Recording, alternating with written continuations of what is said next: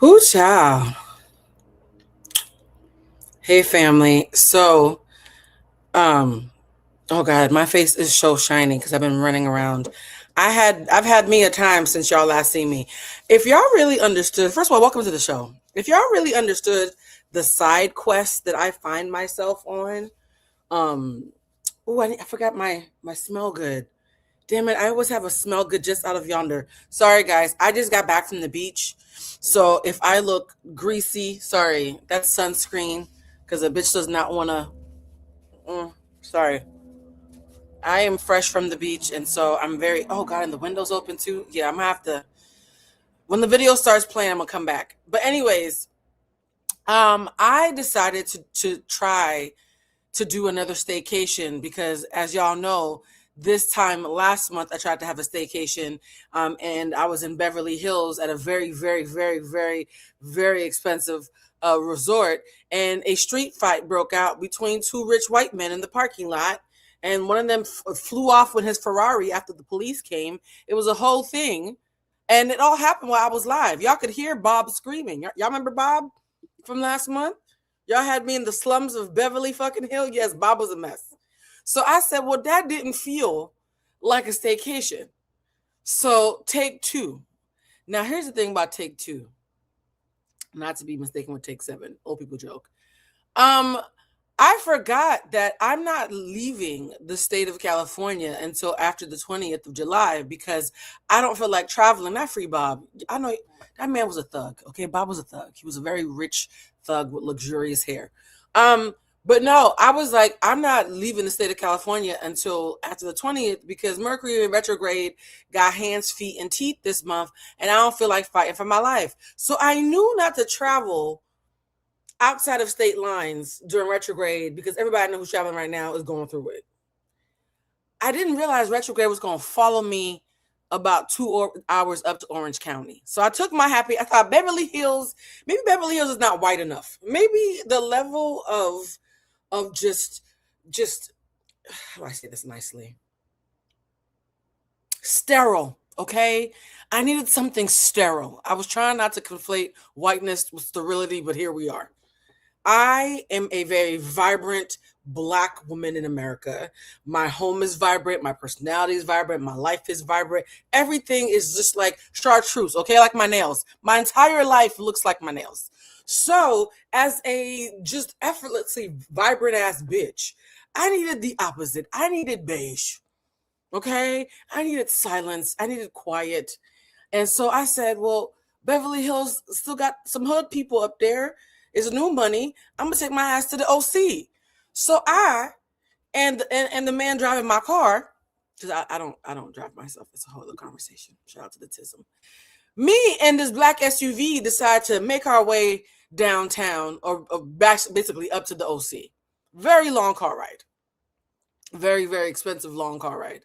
I'm thinking there's no way I'm 2 hours outside of LA. They talk about LA as if it's the big city. So I'm like, I'm so I'm so far up there that there's no and I learned from the last time. I said maybe my accommodations were not saying I got money, please be nice to me enough. So I said, what's the most expensive room in this hotel? How many nights can I afford in this? Oh, thank you, my love. This is my lucky green ring. I think it's actually featured in the thumbnail. Y'all see the thumbnails? my team has made me start doing now because I was being unprofessional. Now I got thumbnails and it's fucking Canva and shit. Anyways, so I'm going up to the OC. Okay, me and this ring. Thinking, oh, this is great. Okay, I got me the most expensive. You can't treat me like shit because I'm in the best room in this bitch, right? I got the best room. I said, Blue, how many days can you afford with the best room? My wallet said 2. My wallet said, bitch, you can afford 48 hours. Shout out to Melbourne, Australia. I want to go sometime. So I'm sitting there thinking, there's no way that I can be racially profiled. There's no way they're gonna have me outside of a parking lot watching rich people get into street fights. Right? Like no more fisticuffs with the rich whites. This is going to be a pristine and it's by the water, honey. Okay. So I went all the way up and by the sea, oceanfront. Anybody who knows about booking travel, oceanfront means they're doubling the price. When you see ocean by itself, you might pay something cute. You see front by itself, but when you put ocean and front in one sentence, they're doubling everything. Just so I can only afford 2 days and an Uber ride there and back. So I'm not rich, guys. Okay. I know a lot of influencers, content creators, public figures like to come. I am not rich. Okay. I am bougie on a budget. So I get there and I'm thinking, damn, Blue, you have so many candles to pour before the team comes back on Tuesday because everybody's traveling right now and things are about to get really, really busy come mid to late July as we're preparing to open up the shop. So I told everybody, including my assistant, hey, yo, enjoy the fact that you can't get me on the phone right now. I'm going to be up your ass next week. Please enjoy the fact that, by the way, guys, we are going to start the Love Island portion. This is the part where I catch up with the Blue crew. I was like, please enjoy the fact that you haven't heard from me because come the 14th, bitch, I'm going to be up your ass. Please, because she kept on calling me like, hey, Blue, what about this? What about this? I said, girl, I'm trying to create space for you to rest before I make you earn your check. Please enjoy this. And she was like, oh, my bad. She hasn't called me since. Shout out to Mel. So I'm thinking everybody is chilling right now before shit goes on the 14th. I would like to chill. Because as you know, as an entrepreneur, I don't get paid more than my employees. When my financial advisor told me how much money I had left in profit, me and Mel get paid the same. Okay? Shout out to being an entrepreneur. So I make it up that I'm thinking, Blue, work the entire day so that you have a full day so you can relax. And then at night, maybe around sunset, head to the OC so that you can see the sun setting on your oceanfront king-size balcony suite. I'm thinking, oh, this is going to be lovely. All right, so I pack my little crocodile bag. Mind you, everything signals that I'm not a rich bitch, but I'm a comfortable hoe, right? My black crocodile bag with the gold piping, my little Louis Vuitton, what you call it? My laptop bag dripped in gold. Apparently, y'all, I didn't realize this isn't. I think I figured out why people think I'm Nigerian. I have a bowl of gold in my house. I have just bowls of gold. Who the fuck am I right now? There's just bowls of gold all around my house. I need to get it together, or maybe I just need a jewelry box. So I'm showing up as someone who is not a celebrity, but I got a coin. Okay, I'm thinking maybe yes, very rich cousin vibes. Thank you for not saying rich auntie because I'm too unserious. I am giving rich cousin vibes, but not rich cousin like, oh, she, has a private jet. Rich cousin like she ain't got no kids and no dog, and she has a lot of expendable income, and she's the equivalent of a gay male couple in a good neighborhood, right? I pull up the Uber driver. He's lovely. I said, this is a good sign. Because I've talked about how Black people in luxury spaces, it's touch and go, right? Sometimes they're nice to you because they're greedy. Sometimes they're greedy and resentful. So the Uber driver being nice is like a good old man. He doesn't talk to me because I picked a little quiet ride. I put in my music and I'm thinking, fuck, I can't listen to music. I actually have to edit all the research I've done for Love Island. So I immediately start working. This is exactly why I need to go on vacation. I start working. I'm working. The 2-hour car ride goes like this because I'm editing the entire time. We pull up. I hear the beach. Shh. And then we pull up to the hotel. And I say, now hold on. The front of this hotel doesn't look like it matches the pictures on the website. I said, nah, Blue, remember that time you thought your friend Dave, shout out to Dave, founder of the Griot. I adore him. I was just catching up with him the other day. Remember that time that Dave took you to a pawn shop And then when you went through the back door of the pawn shop, it opened up into a Great Gatsby mansion with chandeliers and shit. Maybe it's like one of those. You know how when they have a fake ghetto looking front because there's some popping shit happening inside. I'm like, oh, that's what this is. This is like when you go to Laura Hardware or some shit like, and you know, it's bougie in the back and ghetto on the front. That's not what it was. It the outside looked like the inside. So I walk into this hotel, and I said, "This don't look like the kind of place that has $1,000 a night beachfront room on sale." It was $1,000 on sale, guys, on sale.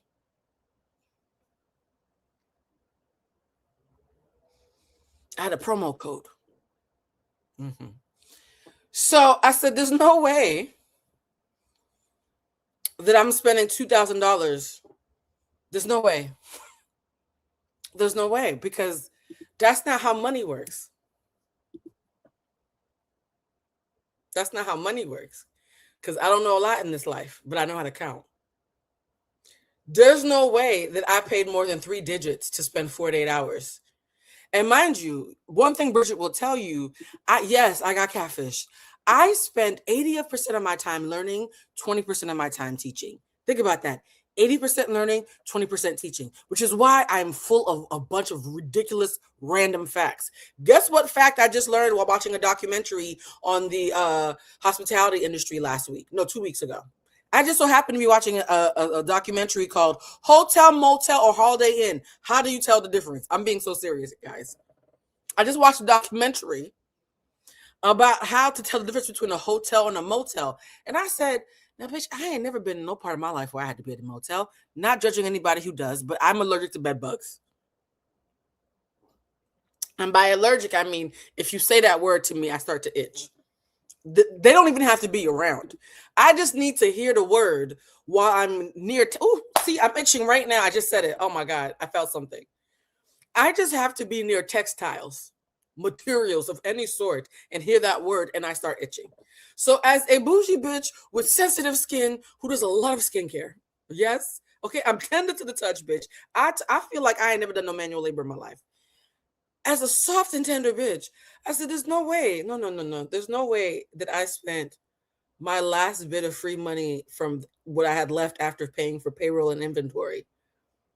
There's no way I paid everybody my rent, my mama's mortgage, all the bills, all the, what do we call it, reimbursements that Mel be sending in when she buys stuff on my behalf. There's no way that I paid everybody. And all I wanted was 48 hours by the ocean front and the king size with the balcony at the suite. And y'all took 4 digits out of my account. And this is what I'm looking at. Because according to the documentary, if you are in a space where the rooms don't lead to the hallway, the rooms lead to the street, because it's little rooms next to each other, that is called a motel. I had just learned 2 weeks ago that if your door from your room leads to the street, you in a motel, baby. I had just learned that.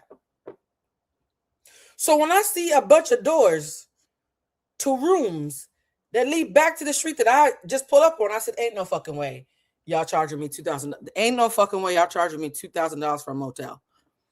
There's no way. There's no way. Thank you. I just learned this. Shout out to those of you who frequent motels. I'm not judging you. We just have different lives. Yes, such a news heavy week. Blue finding out in real time at 9 o'clock Pacific, midnight Eastern, that she's outside of a very expensive motel in the OC. So at this point, I'm like, nah. This is not what happening. And you know what though? If this is a motel, I still got the best fucking room. I got a suite then, bitch. I must be getting the room that belonged to the man who owned the property. Because there's no way there's no way. So I walk in and I say, hey, here's my name. I would like my room. She says, oh, the Queen standard room. I said, no. This is the point where I realized that I'm happy I traveled my blood pressure medication because life is really testing me right now. I said, no, baby. You guys charged me $2,000. You said Queen and standard. There's nothing standard about 2K at a motel. At that price, this is my motel. It's Motel Blue at this. Bitch, what you mean, Queen and Standard? She said, well, we started looking at stuff. She said, well, can you pull up your thing? And I said, I ordered it from Expedia. First of all, first rule, and I'm sharing this for a reason.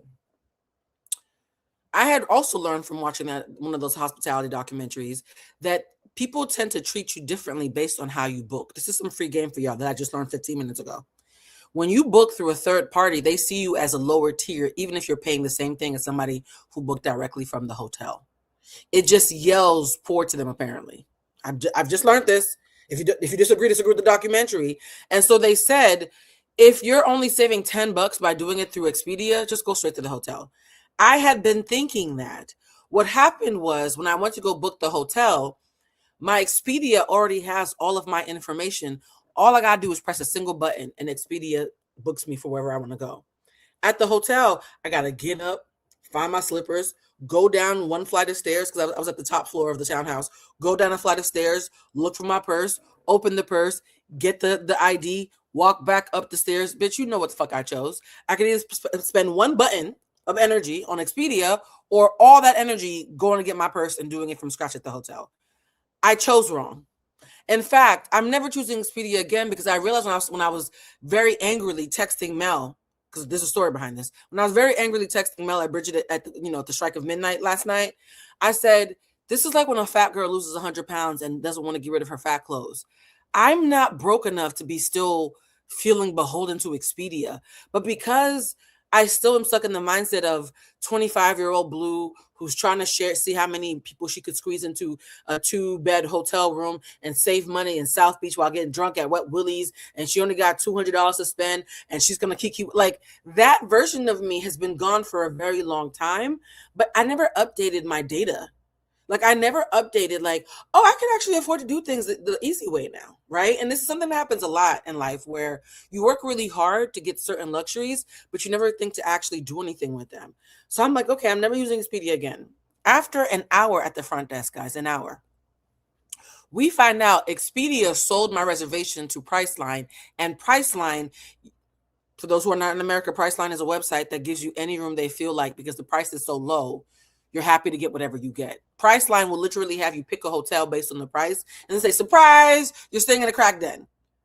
I've never had a Priceline membership. I saw what they were about. Priceline and Southwest, I'm not about gambling when it comes to travel. I like me a sure thing. So I'm like, wait. And even the lady said, she's like, that's not an Expedia email. That's a Priceline email. I said, baby, me and Priceline ain't got no business together. What are you talking about? Mind you, as I'm saying this lovely white couple who you can tell, let's just say you could tell that they and I left to both be in pristine spaces, okay? They were both, me and them were both looking at the space like, oh, this is like a white fridge. This is the ghetto, like very Nene, very, oh my God, what's happening right now? Mind you, I was not judging the spot. I'm Haitian and Cuban. I have been in developing countries. I have been in worse accommodations. I'm judging the price. If I spent me a good $300 for 2 nights by the water, I would be like, okay, for $300, you get what you pay for. Not for no fucking 2K. For me, my judgment comes from how much I know I fucking paid. Thank you. You need a shot? Why do you think I'm drinking a protein shake with an espresso martini mixed in? Okay. I need a drink. Fuck a shot. I needed a drink. According to YouTube, this is just a protein shake. So they say, well, this young lady seems to be having the same problem. I said, ooh, who you calling young, bitch? I like it here. She's like, so we start using each other like, yo, we both got scammed. As me and the two, I would say this, they look like they summer in different places, okay? So as me and them are complaining like, yo, this bougie black girl's having the same problem. Like, well, these rich white people having the same problem. We're using each other as like, see, we not crazy. Suddenly, a man who looks like what Woody Harrelson would look like if he was an alcoholic who had never made it big in LA. Imagine that. Woody Harrelson, but like bloated belly, blonde, sun-kissed, very like beach stoner. A beach stoner walks in and says, hey, yo, how much for a room? The fact that I am trying to get clarity in a space that people off the street with a bag of pennies feel comfortable asking for prices, and y'all charge me to turn the camera off. Me and the rich white people both turned and looked at him. And the wife looked at her husband and said, "We're checking out early. Call Expedia right now. We're going home." The bitch said, "Enough." Honestly, what I think she was thinking was, it's bad enough you got me here with black people, but what you won't have me here with is broke people. That's what it felt like she was saying, though. And I was so bad, I wasn't even offended. I said, "Bitch, I get it. We all judging each other."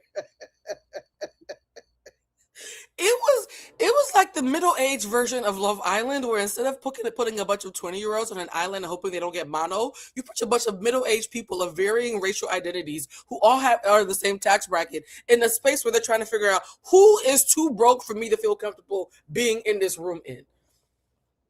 And the fact that I was the only black person and I was at the bottom of the food chain, I didn't mind that.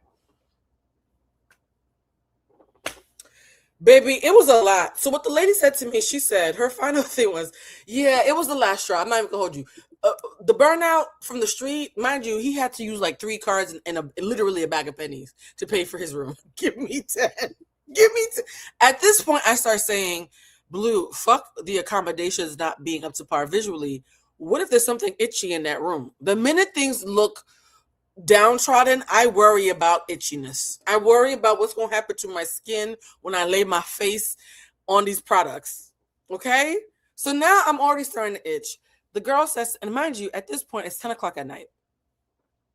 The girl says to me, I said, "Pause for a second. Is the room that I booked, does it even exist?" She said, "Well, it exists, but it's booked." I said, "So you booked me a room that is not available?" She said, "Check it. I can think of a concession. We can check you in right now, 10 o'clock at night, into a queen bed facing the water. Then at 11 a.m., we check you out and you just hang around for a couple of hours until we could check you back into your room." I said, "Wait a minute. Your premise for a solution is you're going to make me homeless at 11 a.m. tomorrow morning. And then at 3 p.m., you'll finally check me into the room that I paid for."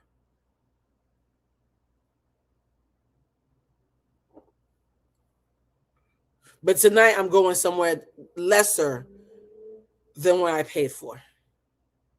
So tonight, fuck me, is what you're saying. Tonight, fuck me. And then in the afternoon, fuck me again. And then at 3 p.m. tomorrow, maybe a little bit of what I paid for before I check out. I said, "I know that you're hearing what you're saying, and I don't believe you think that's reasonable." At this point, the white lady starts cackling because I think I'm out carrying her. Let me tell you something. I Karen better than most white women, and it's actually not a flex. It just tells you that I was raised in New England, right? So the white lady now, you know that meme of the lady with the bonnet who's standing behind the man who's checking somebody? She's like, "Yeah, tell her." The white lady's behind me like we're at the cover of a rap video. Like I'm saying shit and she my hype man. Like I'm Busta Rhymes and she's Flip Star. I said, "Bitch, I don't actually need your help right now, lady. I'm good." She's like, "Yeah, tell her." I said, "Oh my God, I think I should have known my name. What do you mean did I leave? I'm in the OC. I live in LA. I would have to take me and my picnic basket, y'all. I even had a picnic basket. I would take me, my picnic basket, my luggage, and all my care products, which are very heavy, back 2 hours into the no. So at this part, I call Expedia. Expedia has me on hold for 40 minutes and then hangs up on me. I said, "You know what? I need to lay." Because at this point I start cramping because y'all, I'm still on my cycle. I have really bad cramps. I had medicated enough to check in, be lovely, give a tip to the bellhop, and then lay down and listen to the ocean while it lulls me to sleep. I didn't medicate for all of this. So now my medication's wearing off. And I'm like, "Oh, I might throw up on these people." And I'm just imagining Susan. Okay, but I'm Karen. She's Susan, apparently. Susan behind me, who's like, "Yeah, Blue, tell her. If I turn around and start throwing up, the gig is over. Okay, these race relations, this truce that we have bonded over about both of us being catfished by 5-star expectations, it's over if I start throwing up on people." So I said, "Okay, well, I can't throw up on these people." I said, "You know what? Now I have to take the room because I'm unwell." She said, "What?" I said, "I'm unwell and I'm gonna throw up soon. So let's do your plan, and I'll just call Expedia from my room to get the fuck out of here tomorrow. So I said, where is my room? She points down a hill towards the rocks and says, down there. I said, down where? She said, down there. I said, how far is that? She pulls out a map.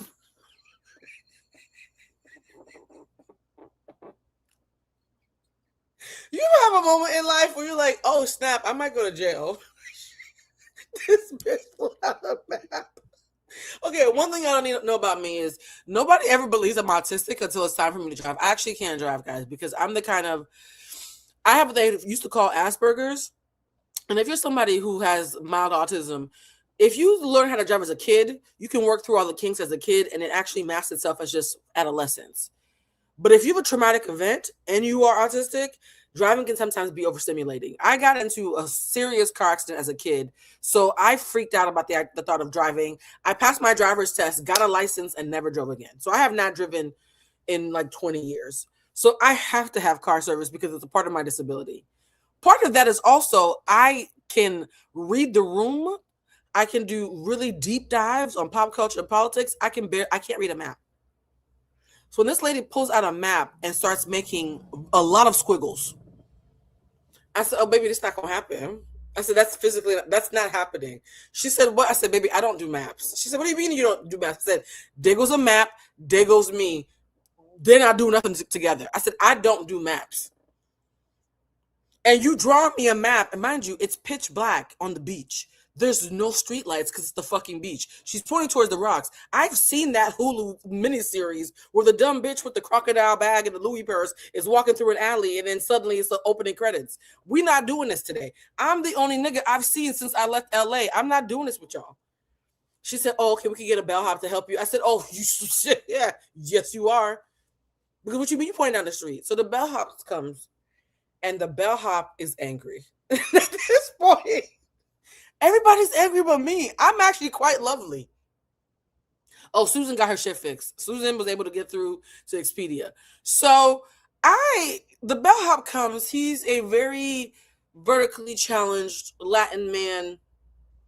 And this is the thing that I knew I was high because I had taken edibles and Midol and everything you could think of and CBD oils, whatever I could think of so that I wouldn't get sick in the Uber ride over here. Because it was supposed to be, I'm sick, but I'm trying to go by the water and be sick by the water. The Uber, I knew I was high because the man who came to get my stuff, his stomach and his stature, he was so short with such a big stomach, he looked like my suitcase.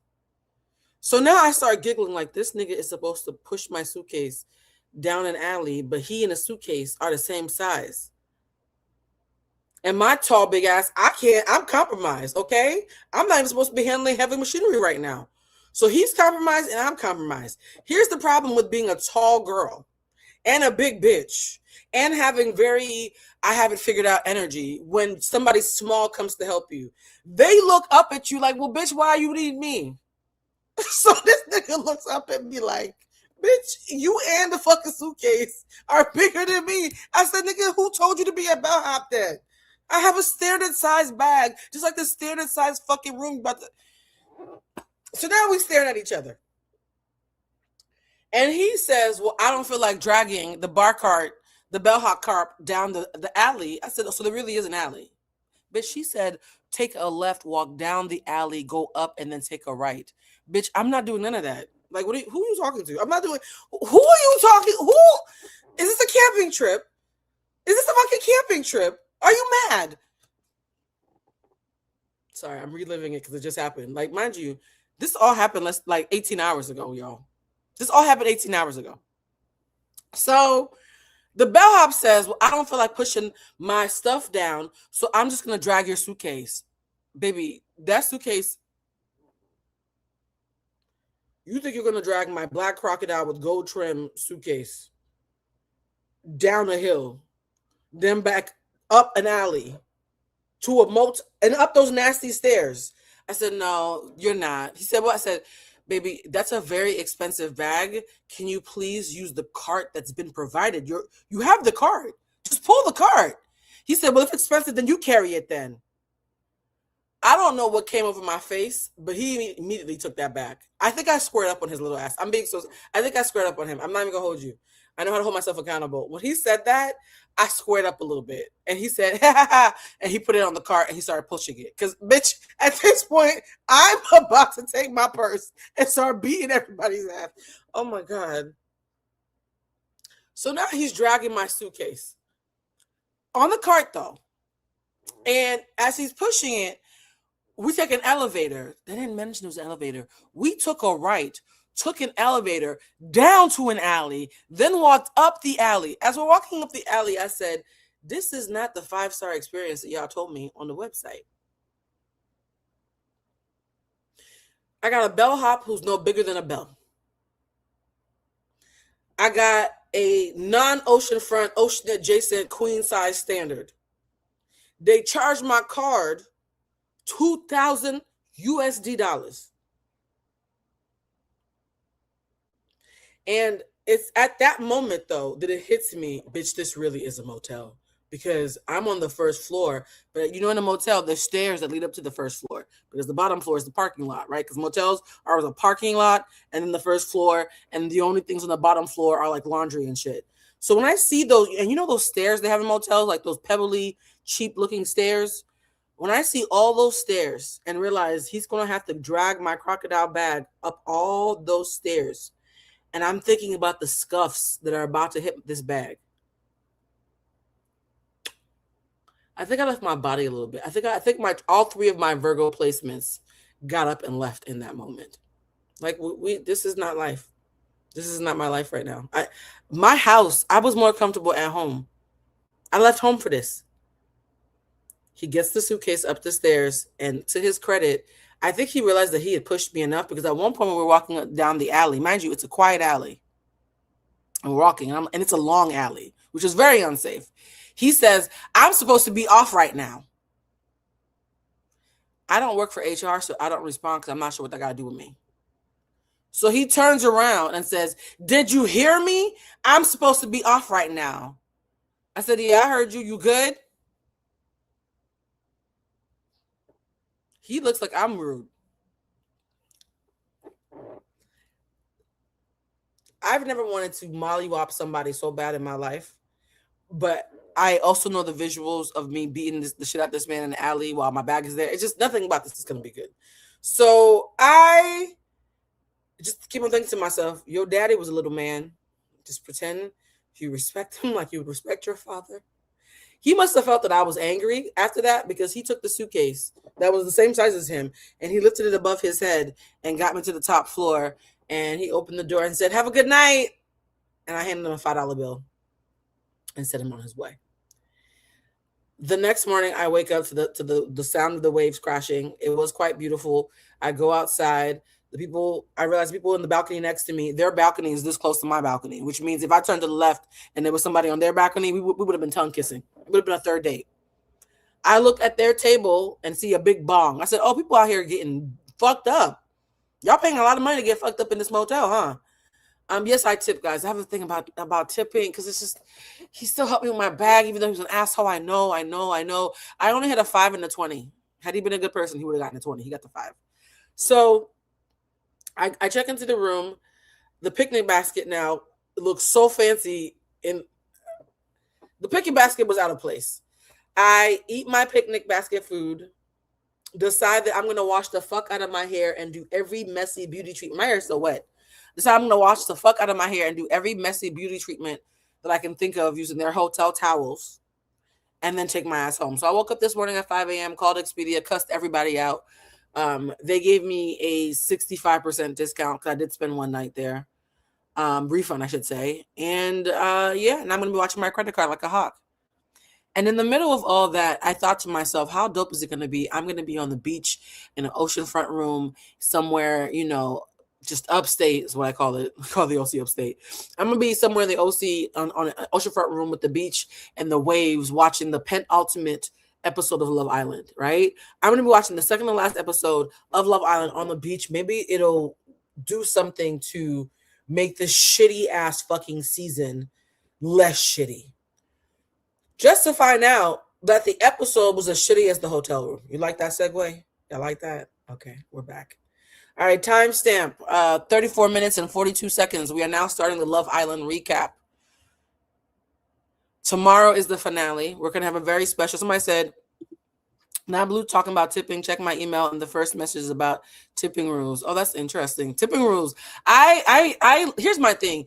If someone is doing hard labor for me that I would not do myself, and they are giving me subpar customer service, but the labor is still done, I find myself tipping for the labor and not tipping as much because of the lack of customer service. Because in my mind, I'm still thinking about, when my mom came to this country and was cleaning out hotels and trash and doing like after hours cleaning lady jobs, right? Like, if somebody caught her on a bad day, doesn't mean she was a bad person. And a part of me always tends to think, maybe your circumstance is why you're being a fucking dick to me right now.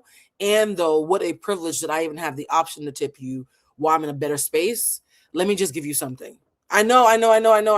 Some people are like, no, Blue, fuck them, they were mean. But I know I work very hard. And so I have a respect for hard work that sometimes supersedes my disdain for the people doing the hard work. Does that make sense, guys? Like, I respect the work even though I didn't respect him. Because he did carry my fucking bag down that fucking alley and up the hill and up all them stairs. I wasn't finna do that. If you do something I wouldn't do, I'm gonna pay you for it. That's the way I live. If you do some shit that I know I'm not finna fucking do, you gonna get paid for it because I'm not doing it. Me and my bag would have been at the bottom of the hill to this day without his little ass. So I gave him a tip. But when I found out Love Island was trash, the last episode was trash, and I have a theory about Love Island that I have been waiting until the finale weekend to let cook, and now it's official that my theory. I think a lot of my theories were correct. One thing that saddens me is there's a film called what's that film called? Sliding Doors, about Gwyneth Paltrow, and in the film, and this is related to Love Island, I promise. The film starts with her running to catch the train to work. In one version of the film, she catches the train to work and the train takes off. Then it rewinds the video. Movie starts all over. She runs to the train station. She misses the train. The entire movie splits off between had she taken the train and who she would meet on that train and where she would end up from that train versus her life if she missed the train, right? I believe there are sliding door moments in this season that haunt me. If Melanie had not been unintentionally rude to the girls when Corbin came in, and had not had that give me 10 altercation with Bea, and had therefore felt open to Corbin in a way that she was never open to him again, what kind of season would we have had?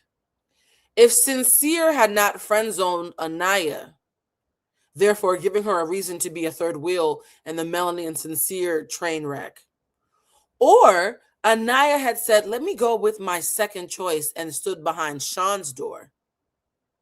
And it was Sean and Bea. Or Bea. I'm going to just call her Bea. I'm sorry. I'm not good with names with vowels. But if Anaya and Sean had actually had a chance to entertain each other without Bea having that fleeting moment of using Sean for good kisses until Gabrielle came in.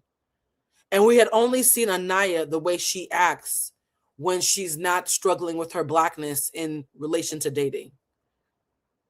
I wonder what kind of season we would have had.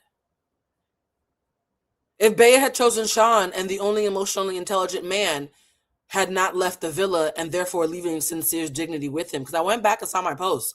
Sean with Sincere. Sincere's a shapeshifter. Who he was with Sean was amazing.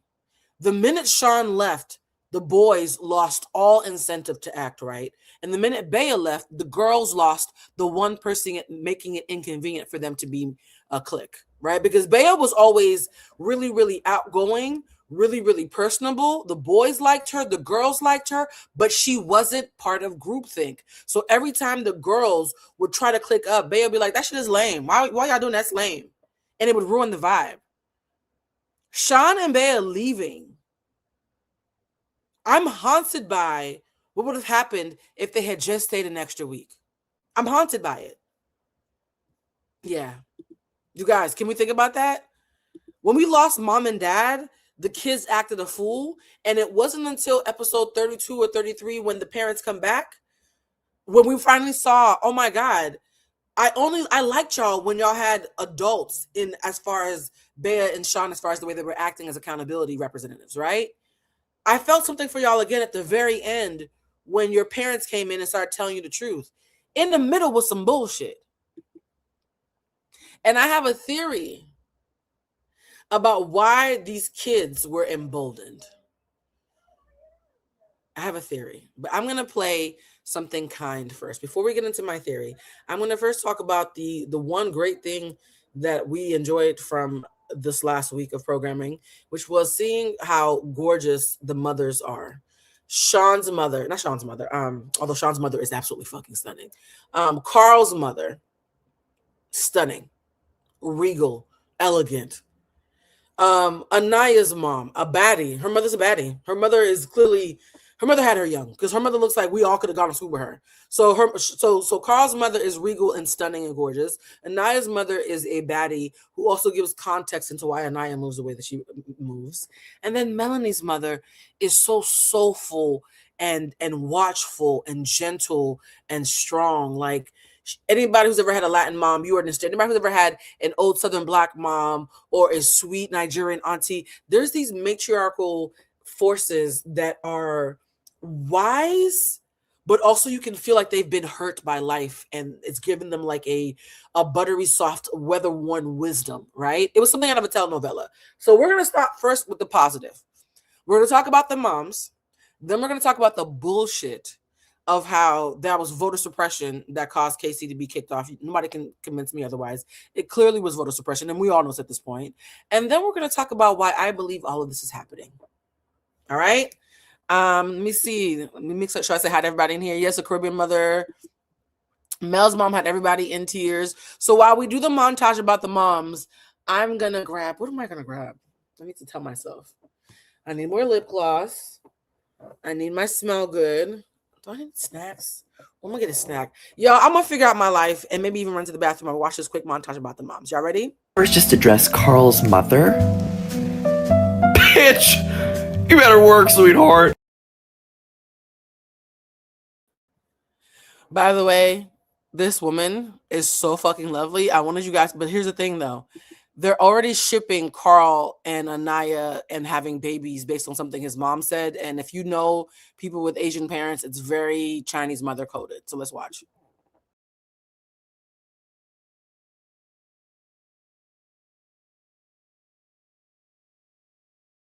It does not surprise me at all that the first thing that came out of Carl's mouth in that confession is that his mom, Nancy, wants Olympian volleyball grandchildren. I knew because my mom, I think she low-key wants some Olympic volleyball grandchildren. A little bit. Yeah, that's a Chinese mother right there. If you have immigrant parents, you'll understand the engagement, marriage, buy a house, have grandchildren pipeline. When my fiance asked my mom for permission to get my hand in marriage, the only thing she said was, do it tonight.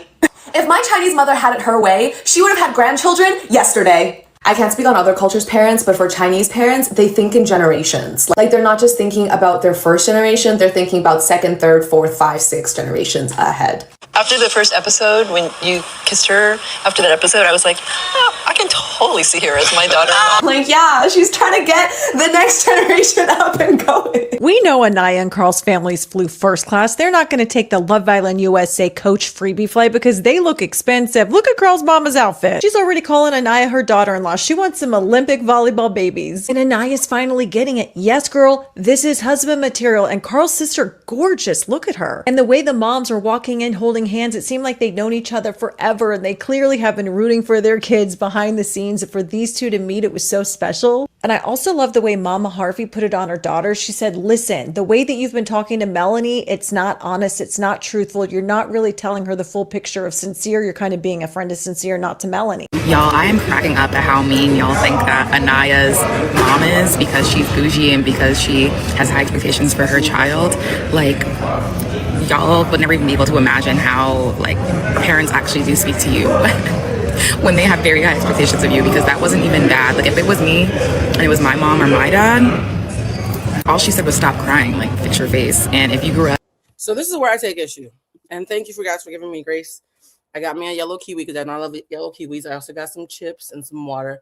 It's a lot to unpack here. Oh, hold on. Where's the charger? Let me grab the charger. But you guys, because I just got home from the beach and y'all see how hellacious that was, everything's in a space of slight disarray, but I'll figure it out. Anyways, how do I say this nicely? As I'm trying to grab my cord. I am not the biggest fan of that comment that Carl's mom made about the Olympic children. And I don't think she is problematic or anything. I think there is a not so subtle fetishism and classism that has permeated the conversation about Carl and Anaya that speaks to my hypothesis. My thesis is, and I'm gonna share it with you guys now. This is gonna be something controversial to say. I think that the reason why Love Island feels so weird this season, and this episode is called "The Real Reason Love Island Feels So Weird Now," is because Love Island, at the end of the day, is a business, and they are still angry about the part of the program that cracked with Leah and completely broke with Nicolandria. Walk with me for a second. The whole point of Love Island is to have a franchise, right? There's Love Island UK. There is Love Island. I'll take this down for a second. There's Love Island UK. There's Love Island in Australia, Love Island in Canada, different parts of France. I think it's also made the continent of Africa. There are all these different Love Islands. And so franchising is how this becomes an international global sensation. Whenever you have a franchise that's doing well, the next thing you try to do is, can I get a second blush, right? In the editorial room, whenever I write a piece that went viral, the first thing my editor would say to me is, can we approach that from a different angle and get a second blush out of this? Can we get a little bit, soak some more juice out of this story before it dies off? That version of, in a production sense, is a spin-off. Love Island, much like Summer House, much like Bravo, likes to do spin-offs to see if this franchise is making money and you're our cash cows, how much more can we squeeze out of you? What they were able to do was Love Island All-Stars, which is okay. It doesn't mid-tier well. But their big thing that they were banking on after season 6 was something called Love Island After the Villa. They thought they could now invest long-term in people that they cultivate in an incubator in the main Love Island house, then using the model of what they saw from the UK, have spin-offs of people who are now getting major brand deals, and brands means commercially acceptable. And that means if we do a spin-off with you, we get to have a second blush at the pot of money. We get to make a shit ton of fucking money off of these kids, even though the original premise was a bunch of kids are put in a house, set on dates to figure out who they love the most, and the final couple has to split $100K or decide if they want to keep the money for themselves, right? That was the original premise. But I think what's happened after season 6 was the PPG girls, right? PPG is Serena, Janae, and Leah. They were a money-making machine, except Leah broke free from the program and made more money than the machine. Leah from season 6 is now on Forbes, like top 40 under 40 or 30 under 30. She's now making millions. Because Love Island originally wanted to give her the villain edit. They wanted her to be the Persian villain because they had realized, okay, dark-skinned Black girls are doing well. Season 5, we had a dark-skinned Black couple, male and female. The audience loves dark-skinned Black girls. That's the understory we're going to go with, right? This was the same time that we were doing Lizzo is the fat acceptance. So this is back when things were still liberal before Trump fully got into office. And so the idea was all these liberal stories are going to do well. Dark-skinned Black women at the bottom of the food chain, all the money is down there, because anything that's an underdog is going to do well. Who's more of an underdog than a dark-skinned Black woman, right? So they're thinking, okay, we're going to have these 2 dark-skinned Black girls. We're going to have this love story. Odell Beckham's brother is featured. There's a little bit of celebrity in there. And Leah's going to be the bitchy one because she's a triple Leo. Her entire chart is Leo, according to her. And her name is Leah. Leah was supposed to be the villain, the Persian villain, who was going to be the one who couldn't get over the fact that Robin didn't want her. Leah became something of an anti-hero, right? She was counter to the program. She was supposed to be, thank you, Leah was already rich, by the way, Persian, right? She was supposed to be the bitchy villain. However, her not wanting to play along with production, her talking big shit, her not caring about the edit, her saying whatever she wanted, her using her white adjacency privilege to not only check the producers, but also cape for Black women, created a thunderstorm that they were not expecting. They're like, oh, hold on. Leah, who's supposed to be our villain, is now the favorite. Maybe these lazy archetypes that we've created, we're going to have to pan out a little bit differently. The audience seems to like this thing of 2 dark-skinned girls and 1 light-skinned swirly girl. Maybe that's our new cash cow. Because of Cash and Cinco, we thought it was going to be Black love. Now we're realizing because of Leah, because she's counter everything. We wanted her to be a fucking villain, and she's still the biggest star to come out the show. We're realizing, okay, you guys like an anti-hero. Got it. So spicy, swirly girl, 2 dark-skinned girls. Because Leah got away from us and still made a bag. Wasn't even in the top 2 teams. What placement did she get? Hold on. What placement did Leah get? Leah Love Island Elimination Season 6. Let's see. She and her partner Miguel made it to the finale. They were the runners-up. So she made it to the top 2. So she was the runners-up. That's what it was. Because something said she got too far. The villain isn't supposed to be the runner-up. Thank you guys for checking. The villain is not supposed to be the runner-up, right? She's supposed to be someone who makes it to the episode that KC got cut off of. What usually happens if the producers never fuck with you, but they needed you for airtime, they'll use you until the penultimate episode, keep you as long as possible, and then when it's time for the final 4, you go away, right? The fact that she was the runner-up, it created a crack. It was the first time that the producers' plan, you guys can stop saying she won second place, we just said it. It was the first time that the producers' plan got away from them. Leah was the first. I don't want to call it Leah Harriet Tubman child. I'm not saying that. But Leah did break free from Massa a little bit, right? Once Leah broke free, they start to think, okay, somebody said, this is the blue I ride with. Well said. Oh, I appreciate that. They started to say to themselves, okay, the program originally was supposed to be white people get together because America loves white people. That's what we learned from The Bachelor. That's what we learned from Love is Blind. That's what we learned from all these shows that America likes whiteness. Season 5, we realized, oh shit, 2 Black people just won. America likes dark-skinned people, particularly dark-skinned women. All right, let's pick 2 dark-skinned women. Oh shit, the 2 dark-skinned women are being protected by this Persian girl who's with the shits and using her privilege to buck up against her to the point where she almost won. Fuck. We're happy that Leah's doing well. We can market her now that we realize that we have to pivot, but she got away from us and she's still telling us to suck her dick. Leah was cussing the people out in the villa, out the villa, after the villa. All these years later, Leah still cussing people out. Oh, sorry, I didn't close my window. My poor neighbors can hear this. So to me, Leah was the first crack. They come back from that year and they think, okay, PPG was very, very, very productive for us. We didn't see it coming, but let's mutate the plan. They then think, okay, we need another Leah, another spicy Persian Middle Eastern girl, and 2 pretty dark-skinned girls, Olandria and Shelley. They're thinking it's about to be PPG all over again. That's the new plan. The new formula is dark-skinned Black woman, a swirly girl to use her privilege and be the little bit of light skin that makes the mainstream happy, and that's the winning formula. Then Huda crashes out more than they expect.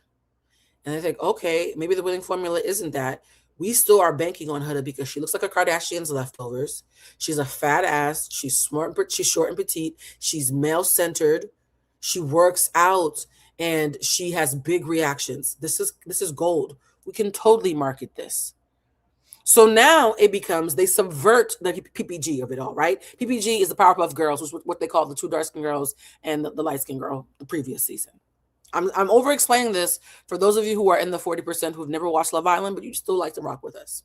So now they take the second plan, because third plan. First plan was white folks. Second plan was dark-skinned Black people. Third plan was a trio of girls because girl power, Powerpuff Girls. Are you guys listening to the words that I'm saying? This is how the producers are being trained. This is the same way an algorithm gets trained, right? The algorithm has a hypothesis about how to market to you. And then it asks you, do you want more of this or less of this? Based on what you want more of, they lean in and give you more. Based on what you hate, they give you less. And they also use what you hate and what you fear to create lack, to create branding, to create products and viewership. right? I'm someone who's been working as in this industry. I don't want to say too much. I've signed a lot of contracts. I have worked as a fixer for a very long time for a clientele of people that I will never share. These are the kind of conversations we have when I'm trying to help somebody fix their reputation on the back end. So now it's subverted. Now it's not three girls, two dark-skinned black and one swirly. Now it's the dark-skinned black girls versus the swirly girl. Now we get to do desirability war, right? What kind of women deserve to exist? And they're realizing the black women are caping hard behind the two dark-skinned girls, Olandria and Shelley, and the little black girls who wish they were white, and people who just like optics, and the girls who are not black and want to say fuck you to black women for being so loud and proud all the fucking time from the bottom of the food chain, and who finally get a lick back through Huda. It was the perfect storm for a marketing just thunderbolt, all right? They were excited because their numbers shot up. So now they're thinking, okay, this was supposed to be Love Island, but identity politics, identity wars is actually making us more money than love. Identity wars is bringing us more money than love. And now Huda versus everybody else, Huda versus all the black people, black men and women combined, becomes the cash cow. And they're thinking, okay, as we're watching Huda play out, we've figured it out. We're going to tell everybody that it's obvious that Huda is going to be the biggest thing when she leaves the villa. She's polarizing. She's going to be the next Kim Kardashian. These are things people were saying, by the way. They're thinking about the old school rules from like the early 2000s, like 2008, 2009, 2010, when reality shows were just starting to do the Kardashian thing.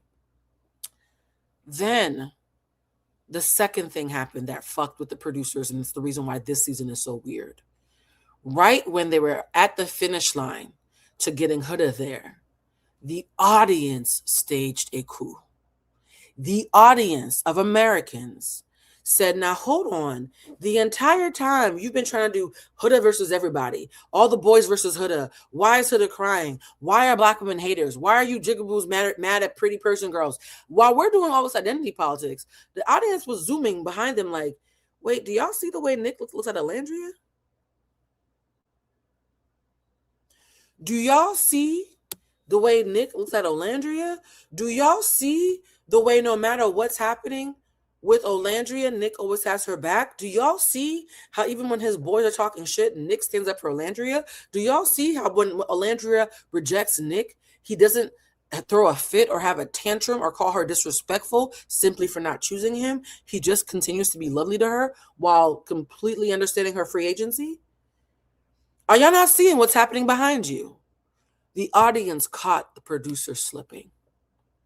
And because the audience caught the producer slipping, by the time the producers tried to be in on the joke, there was only 2 weeks left. They got very little out of Nicolandria. Not only did they get very little out of Nicolandria, they couldn't take credit for it, they couldn't market it, and they couldn't own it. Because the sale had already shipped, right? The way these shows work, I don't know if it's the same thing for Love Island, but if you win American Idol or any of these shows, the winners, the folks who are in the top, particularly the winners, have some sort of contractual obligation for their personhood and their aftercare, I'll say, after they win. So when you are trying to make somebody win on Love Island, your intention isn't just to pick the right couple to win because they represent America and how it currently is in this ecosystem. Your job is to pick someone that you can market afterwards and get your kickback on. Someone you can have in After the Villa. Someone you can have do all these things because their love story is beholden and tethered to you and your production team and the edit you gave them for America to love them. Nicolandria didn't have any of that. They organically fell for each other. And what's happening is Nick, as the man, was leading the charge. Because if it had been a woman leading the charge, none of this would have happened, to be honest, because misogyny. But as a white man leading the charge, one white man is louder than the voice of all the black men and brown men combined. Especially a black man who was beloved, i.e. likable, attractive, and already financially stable. So you can't use money or fame in order to cajole him into mistreating Olandria because he already had both before the show. They're thinking they're going to have another Cordell and Serena, another black love situation because they like to copy and paste because they're lazy. They're thinking, oh, season 7 is going to be season 6, the remix, where instead of having PPG, we're going to see if we can have PP Loan. right? Instead of PPG, it's PP Loam, okay? We're going to have a spicy girl like Huda, and okay, she doesn't get along with the black girls, but we could use this too, because now we can just say they're just hating on the pretty girl. And she cries a lot. She's a Cancer. So many feelings, right? Sorry, is she a Cancer or a Virgo? I feel like it's always a Cancer or a Virgo crying on a Love Island child. So I'm sure you guys will tell me. So they're thinking, oh, okay, we had this entire plan for Shelly and Ace to be the black love couple because y'all said y'all liked that shit last season. We even got you another Leah. What do you mean Nicolandria in the last 15 minutes of the fucking season? What do you mean you're making Nicolandria t-shirts? What do you mean there's fan accounts? What do you mean there's 4-hour edits of all their moments that went under the radar that we didn't even catch? Okay, we're going to play along and see if we can get any money out of this. They play along, but it was too late. They played along, it was too late. Amaya Papaya won because we were all fatigued with the cast members producing themselves. Nicolandria ends up winning the popular vote outside the house. Nicolandria, because they're not the winners, there's no contractual obligations. The team, the group, the couple, the enterprise, the product, because that's what they really are. The product got away from them and they couldn't capitalize. And not only could they not capitalize, it ended up being the biggest financial success. And I wasn't talking about Shelly, guys. I was talking about Huda. I was asking what her sign is. But the biggest financial success of Love Island USA history happened under the nose of the producers in a way that they couldn't commodify. Because they did not ship Nicolandria, the audience did. And because it happened so late in the season, they could take no credit. Anything that Nicolandria did, they could say, we don't want to do it with Love Island. We're not obligated to you past the reunion. You guys didn't invest in us. You guys didn't pour into us. And in fact, we're free now to talk about how weird y'all were because y'all never believed in us. The audience believed in us. We crowned the people's champ. Leah broke free in season 6. The audience took over in season 7. And that's why they're being so nasty and so weird and so underhanded and so anti-black in season 8. Because what they've learned, because viruses like to mutate, right? What the Love Island producers learned is there is something that happens to dark-skinned black women when they are in these spaces where they get dishonored. America is so used to watching dark-skinned black women be dishonored. They are still the ultimate underdog. If we get black women and those who cape for them into a tizzy defending dark-skinned black women, we can cannibalize everybody else and nobody will notice. And if we make history by having the finale be all black people, because last year a Latin couple won and that felt like we couldn't market that as much, unfortunately. If we let it be a girls' power PPG on steroids, fuck PPG, now we have the core 4. If we market the core 4, we can make as much money. Watch this. We can make as much money as we did with PPG, if not more, especially if we sprinkle in some Nicolandria. What if we just have a bunch of different Nicolandrias? What's better than one Nicolandria? 3. Let's have a Nicolandria with a biracial girl. Let's have a Nicolandria with the Asian couple. Let's have a Nicolandria with a Timu Nicolandria. Y'all got Nicolandria in italics. You got Nicolandria in underlined. You got Nicolandria in bold Times New Roman. They gave y'all a charcuterie plate of Nicolandrias. Right? And anytime a black woman gets mad, let's throw in some Cordell and Serena imagery. Anytime a white guy and a dark-skinned black girl feel like they're going to be romantically inclined, let's use all the old scenes and all the old vignettes from Nick and Olandria's date when they finally found out that they were Nicolandria. Let's use the same yacht. Let's use the same skis, same angles. Let's make sure that the dark-skinned girl with the pretty bird frame and the cute little small features and the big titties who feels like Olandria if you squint from 5 miles out, let's make sure we give her a $3,000 canary yellow dress. Because they love when Olandria wears bright colors. Let's make sure that all the white men that we choose are men who also have a background in acting. So when we pull them aside and give them notes, they know how to fall in line. Let's make sure we show our faves, not anybody else, but let's make sure we show our faves the memes that are being created about them. So that Trinity finds herself referencing a meme about Anaya when Anaya was alone, and there's no way that Trinity would have known it was a meme. Let's tell Bryce that everybody's calling Corbin a robot. We're not going to tell Gabrielle or anybody else because they're not faves, but let's tell the faves that, hey, he's being called a robot. So when you constantly see Bryce and Zach making robot jokes, the audience is thinking they're just not like us. And when Gabrielle comes out and he says, no, I was never showed a meme, so it didn't happen, we're not realizing Gabrielle and Bryce are not on the same footing. There are things producers are going to tell their faves that they're never going to tell fucking Gabrielle. So yeah, I feel like I know the real reason why Love Island was extra weird this year. The algorithm got more aggressive to the point where we couldn't help but see it. And here's the thing. If we're going to sell Nicolandria 2.0, 3.0, 4.0, and 4.5, if we're going to sell a charcuterie plate of just Nicolandria in different fonts with a little bit of Cordell and Serena thrown in, because whatever the fuck works, we're just going to recreate the wheel. We don't care if Black men get abused in the meantime. In fact, we're in a space where Black women, the 92%, said they're tired. What do tired people do when you instigate them to be triggered? They get angry. What do angry Black women do? They galvanize. If we get Black women angry, especially at a Black man, cha-ching, cha-ching, cha-ching, cha-ching, his safety be damned. And let's make sure we always keep a couple of whites in the mix just to make sure that Middle America stays engaged until the end of the season, when the Black women do the same thing for us that they do for the Democratic Party and save our asses with no thank you and no regard for their aftercare.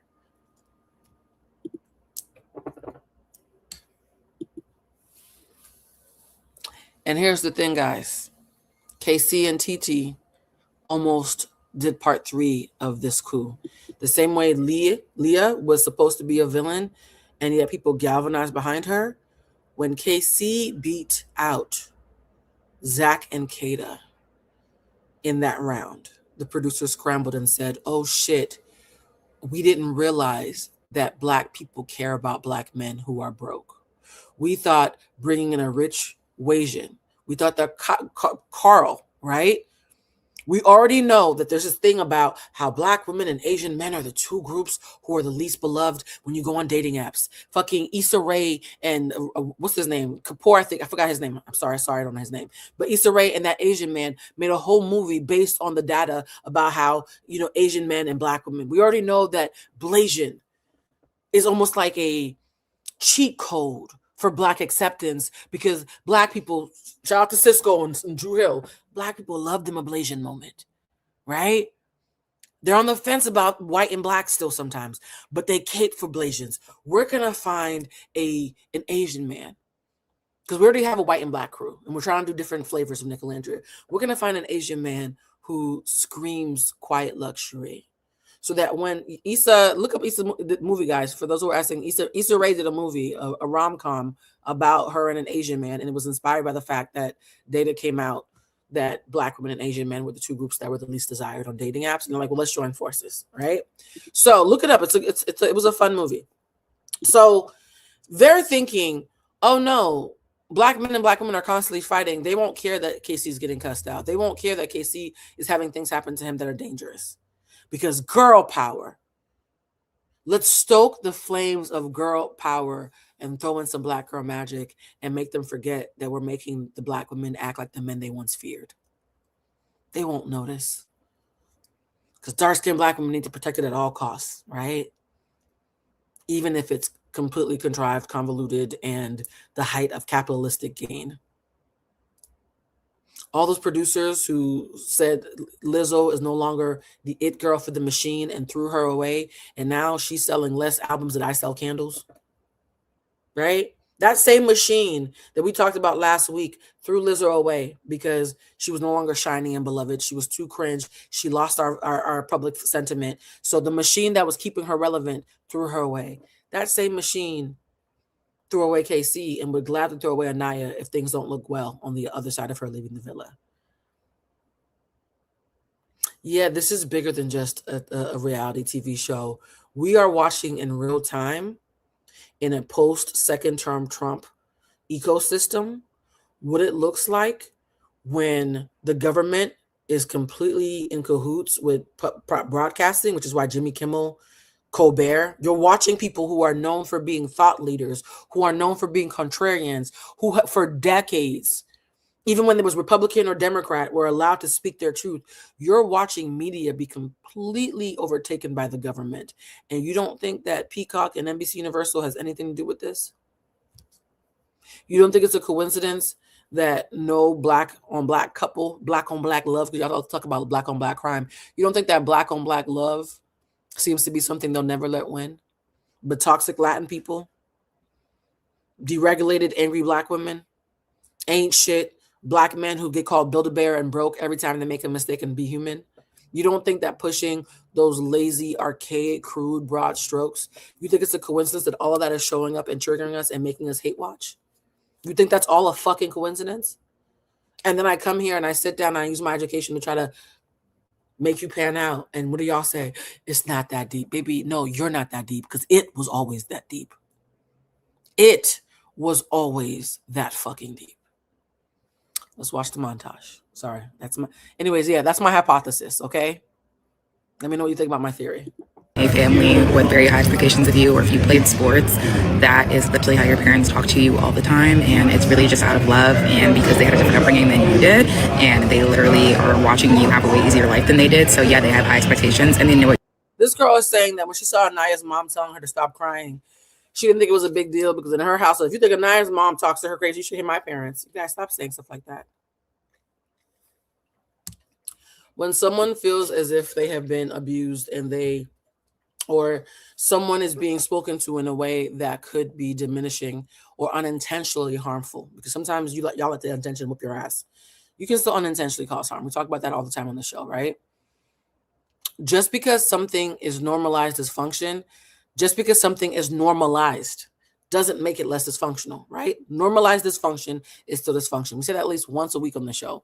Normalized dysfunction is still dysfunction. So this young lady is saying, well, the fact that Anaya was seeing her mother for the first time in 6 weeks of going through psychologically damaging warfare and a psyop. I think this is psychological operations to fuck with the black community, but that's a whole different conversation for an after show. But like Anaya's gone 6 weeks through this roller coaster of emotion, and the first thing she sees from her mom isn't just, baby, I'm so proud of you, let me sit with you. It's I love you and stop fucking crying.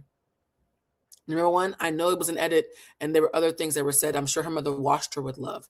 Number two, and though she still said the stop crying comment. And number three, you knew that they were going to pick that as the clip, right? They're the narratives that they're building. The way that Love Island is making black women who are womanist, who are staunchly pro-women and pro-black, who are staunchly anti-misogyny, say, y'all got me up here agreeing with men and white folks because y'all are being this toxically feminine. Do you know how much it hurts us?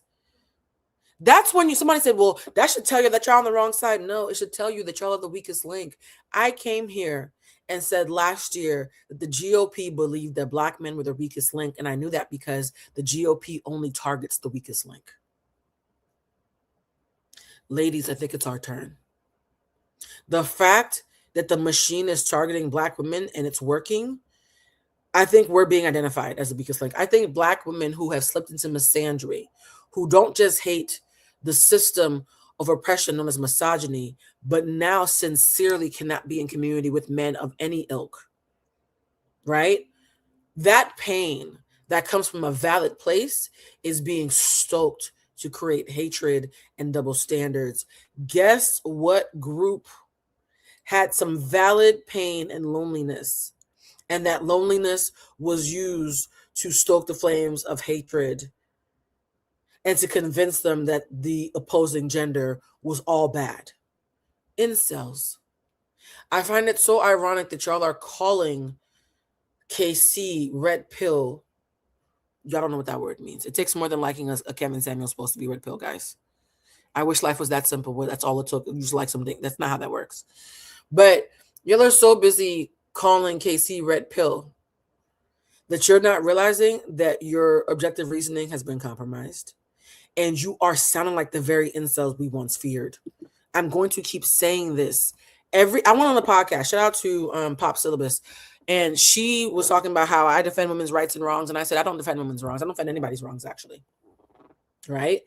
And I went on to explain to her about how what I saw on Love Island was the feminine version of being an incel, involuntary celibate. And she went on to describe the reasons why the girls acted up. Do you know every single reason she gave was exactly what incels would say as to why they hate women? Every single one. I was actively listening. Every single reason she gave for why these women were so bitter about men was the exact same reasons incels give about why they're so bitter about women. My pattern recognition will not let me see you act like the person you were just talking shit about and not notice the similarities. And so Anaya's mother is gorgeous. She's a baddie. I think she's probably in my age bracket. She seems very young. And because Anaya is an athlete, back to that sentiment about Carl's mom saying, Carl saying his mother wants Olympian babies. It's not lost on me that a rich Asian lady and a rich Black woman decide that their kids are the right combination of physical specimens to create super grandchildren and the right tax bracket to not embarrass them. Y'all, you don't hear what I just said? An Asian mom and a Black mom are excited that their kids are the right pedigree to continue their bloodline. Y'all don't hear a little bit of, when the Aryan nation does it, when white supremacy does it, we recognize it as something that makes us nervous. But when it's done based on class instead of race, we suddenly don't hear it. The minute Carl showed up, the first thing y'all did was call Casey broke. Sit with that. The minute Carl showed up, it's very eugenicist in classes. The minute Carl showed up, suddenly Casey's broke. I had never heard anybody call that nigga broke the entire show. But the minute a more white adjacent man acting like old money pops up, now it's Princess and the Frog and fuck that broke Build a Bear nigga. He doesn't fit your lifestyle. Never once heard about lifestyle until. So yeah, I love the visual of Carl and Anaya's mothers. And unfortunately, I kept listening past the optics. Y'all ain't never beaten these allegations, my God. You're like capable of. She's okay, guys. I don't think that she's emotionally broken, and like all these comments that are like deeply concerning for her and her mom's. I don't think she's emotionally broken. Baby, you sound like Anaya yourself. So I'm not sure you're the person to tell us is she okay? I'm not sure you're okay, babe. Like well-being and relationship and her mental, like I promise you she'll be okay. Anaya's mother telling her to stop crying because it was going to piss her off is exactly why so many of us Black women are emotionally dysregulated. Yep, Anaya's mother telling her to suck it up for having valid emotions during a high-pressure environment. I have no questions now about why Anaya is the way she is. I have no questions. I'm not judging. I'm just perceiving. I have no questions. I'm so clear after seeing Anaya with her mom. I sincerely, and I'm not saying that to be a pun for sincere, I sincerely have no further confusion about how Anaya ended up being the way that she is. Let's cook. This is a very common Black mother mindset. And a lot of young Black girls aren't given the opportunity to feel all of our feelings in full capacity so that we can learn them. I'm not a therapist. I'm an emotional intelligence coach. Please don't get me in trouble with people. Where's her degree? I am not a therapist. I'm an EQ coach. And understand them and to be able to express them in a healthy way. And sure, that could have been interpreted as a joke. But when a young Black girl is in a pressure cooker of an environment, she's been living in a vacuum for the past 6 weeks. And the person that she knows best, who knows her best, doesn't give her the opportunity to express herself and emote in a moment where she needs to. I can only imagine what she experiences in her day-to-day life. And I'm not excusing her behavior. I believe there's a lot. Mind you, Anaya is an athlete, and when it comes to athletics, there's a certain level of hardcore consensual verbal abuse that you subscribe to that I understand when it comes to a coach and athlete situation. When it bleeds into the parent child and there's no sporting event, that's where it makes me nervous. So this is not me. I have an athlete's brain. I've dated former athletes. I have a deep understanding of there's a certain way, even me being in the newsroom, when you're in the newsroom and you pitch a story, if your story is trash and they say, no, that's trash, who got next? And I say, ooh, that story, maybe the way he pitched it was trash, but what if we do this? They'll be like, ooh, Blue, that was great. You take the story. The person whose idea it is shit out of luck. It's my story now. So I'm used to a editorial environment where it's the sharpest mind wins and it has to be quick and nothing is fucking personal. Certain people like newsrooms, lawyers, doctors, athletes, there's a certain mentality that certain jobs have that make us look rude to everybody else, which is probably why a lot of us are autistic. But like, I understand the blunt talk. I'm a blunt bitch myself. I get it. So I'm not a gentle soul who, oh my God, anything you say, I'm gonna pass. I'm not delicate. I'm not fragile, right? I am delicate. I'm just not fragile. What I'm saying though is in that space where there's no athletics, the only competition is for somebody's hort, right? It's supposed to be Love Island. In that space, there could have been more gentleness and I'm gonna say this, and all of our parents have done this, and we love them. So me calling a child does not mean that Anaya's mother's not amazing. The need to say the comment about crying is basically a dog whistle in our community saying, "Don't embarrass me. I raised you to be stronger than this. Don't inconvenience me with the weakness of your emotion while the entire world is watching. Be the strong Black woman I raised you to look like optically, even if you're clearly broken on the inside." That's what it's saying, whether it's intentional or not. That she should be held accountable for. But to see that response in real time just gave me more understanding as to why she is the way that she is. To belittle or minimize a woman's right to feel her feelings is to disconnect her from her intuition. And so as much as her mom says that she's advised her in trusting her gut and using her discernment to make decisions. She has, and she's taught her how to be a follower, follow rules, follow the lead, follow the alpha, follow the program. Anaya hasn't been taught to be an independent thinker. I know this is going to be a strong statement. I fucking mean it though. And it's still an opinion, not a fact. As my opinion, not a fact, I believe that Anaya's relationship with her mother completely makes me understand why Anaya is such a follower, who's such a slave to optics and public appreciation. Anaya likes Carl because we like Carl. Anaya doesn't like Carl. Listen to what Anaya says about Carl. I went back and watched the episode, even though it was cringe to watch it. She said, "Oh my God, America fucks with us. America loves us. My mother loves you." Not what he does for her, but how he looks to others and how he affirms her by her being in proximity to him.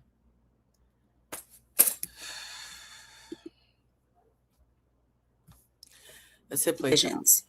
How can she do that if she can't even cry? Now, somebody said, my parents made me feel like being emotional was weak. I grew up crying to myself and being okay, much like Anaya. Yep. In the photo booth, I hated that. I'm so sorry. Those who say, well, my parents did it to me and I came out okay. I didn't, bitch. I got autoimmune disorder, cortisol levels through the roof, and hypertension. That shit didn't. I'm very successful in life, and I'm still not going to say that shit worked. It doesn't. It makes us sick. It quite literally makes us sick. I'm not here to chastise Anaya's mom because that's not my place. And that's also a learned behavior. So I'm sure she got it from somewhere too. So here's the thing. Anaya's response was a lot though. Yes, it was a lot, but it wasn't happening in the moment. If Anaya's mother had had a conversation with her about her behavior in real time, which is something she doesn't have access to, sure. On a parent's day, when you only have 30 minutes and there's very limited time and all you can do is pour some love into them before you leave again, choosing to speak about the crying in the way that she did with such a small bit of time makes it louder. It makes it uppercase. There's a conversation she could have had with her off camera. Her having the conversation with her on camera and the urgency to have it on camera is her saying, don't embarrass me these last 2 weeks that you got in the show. It's the timing, guys. Timing tells on people. If I was to see Bridget or my sister doing something that I thought was a little bit, I wouldn't say it on camera. I'd wait till we were off camera. The only way that I would interject and ever say something like that to my child or my friend or my lover on camera is if you're embarrassing us. Stop. The camera. I'm saying you on camera because you're embarrassing me on camera. Y'all don't see the difference? There's a bit of nuance here that I want y'all to understand. Yes, she was telling her to tighten up, but she didn't tell her to tighten up as far as taking accountability for her actions and emotional regulation. She told her not to cry. Baby, how you tighten matters. It's not the what, it's the how. How you tighten matters. If my child was Anaya, this is exactly what I would do. For those of you who are acting like this is a little bit too hard. Baby, you've had a lot of big feelings this season, and I am so proud of you. I'm just going to ask you to take your power back. You're not a victim, you're a survivor. Take your power back. I'm so proud of you. You see how I just did that? And no part of me told her to stop crying, but I still told her to tighten the fuck up.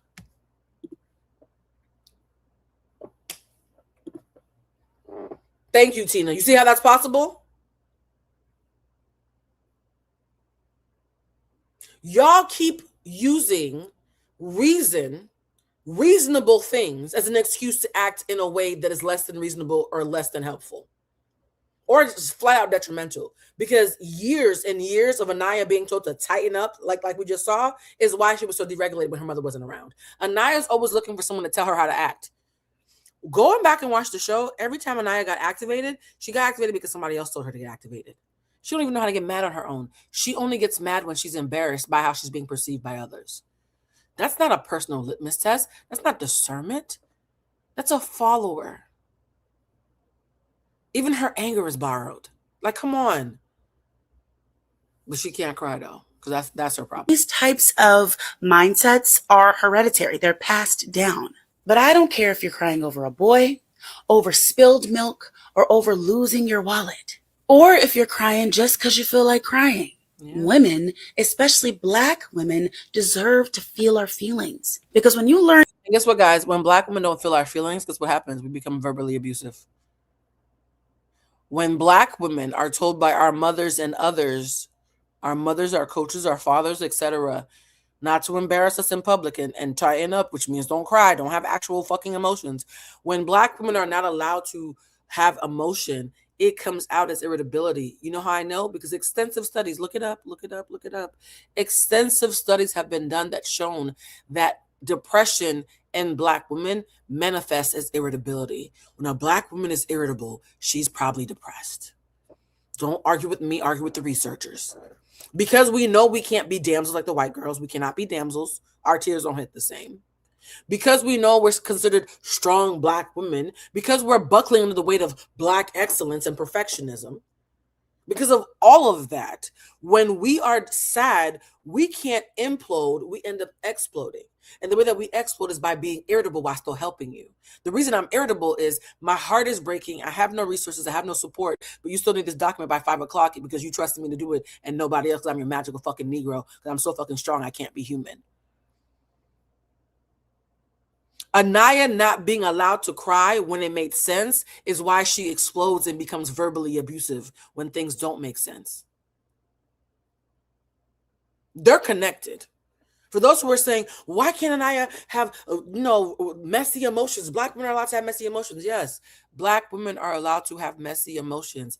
And when your entire life has been told you can't have appropriate emotions to the degree that it deserves, when you constantly suck it up, when your mama ain't around, and there's a nigga not choosing you, and you're embarrassed on national television, and you're screaming, not that I love him, not that I cared about him, not that he was my person, he just broke my heart. None of that shit that means you actually cared about KC. But when you're constantly screaming the entire time, I'm so embarrassed, they're fucking laughing. When you're standing over a man saying, stop fucking laughing, stop laughing is what incels say to girls when they call them bitch for not giving them their number. We are literally making young Black women act like incels while saying red pill as if it's some sort of gotcha when it's actually a fucking mirror. How are we calling KC red pills if it's something bad when Anaya's acting like a red pill with a vagina? It does not make sense to me. It doesn't compute and it never will. It never will. At least y'all know that if I see ugly behavior, I hate it wherever I find it, even if it looks like me. At least y'all know that much, right? For those who are saying, "Oh, Blue, you had the best takes last year, and this year shit got weird." I didn't get weird, baby. It's just your turn. I'm gonna keep saying that every week. I'm gonna remind y'all my logic and framework has not changed whatsoever. It's just your turn. To navigate the depths of your emotions with confidence and groundedness, you tap into a power so strong that you can handle or discern anything, but that only comes through feeling your emotions.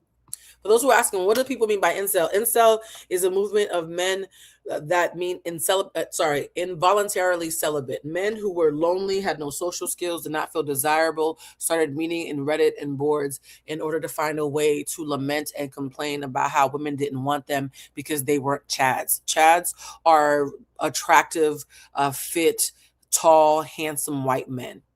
So a bunch of involuntarily celibate men who could not pull girls were convinced that they couldn't pull girls because the girls were never going to want them, were never going to love them, were superficial, were problematic. Are you guys hearing anything similar? They needed constant affirmation. If you rejected them, even if it was a reasonable rejection, they would immediately call you disrespectful and start calling you names and screaming at you and yelling at you and standing over you and giving you lots of lashings about how disrespectful you are. I just described incels. Who else did I just describe?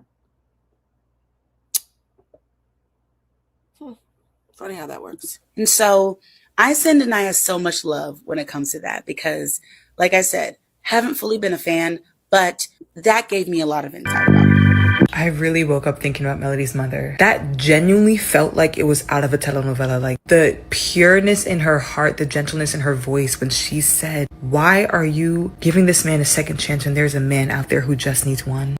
I agree, baby. And I'm going to even say it was her mother's responsibility to allow her to have those emotions, and she didn't, and we saw why.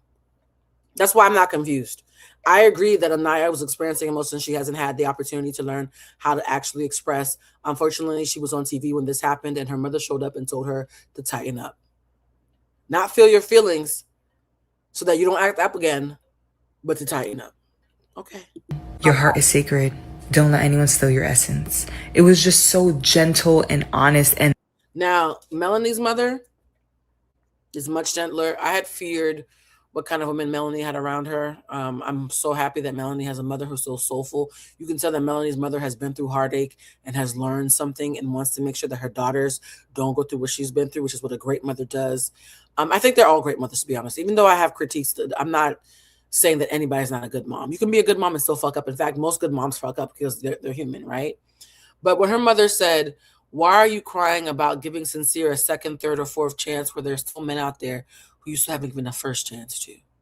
Don't let anybody steal your essence." That speech was beautiful.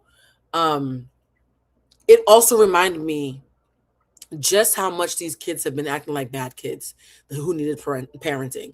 I know 24 is technically an adult, but this really feels like baby's kids took over for 6 weeks and then their parents finally came home. Lived. Like, that's probably the best advice I've seen on reality TV in a very long time. And don't worry, mama, Melanie may have not taken the Yes, love, we talked about it on the pod. On Pop Syllabus, incel was actually coined by a Black woman and the white man co-opted it. We did talk about that on the pod.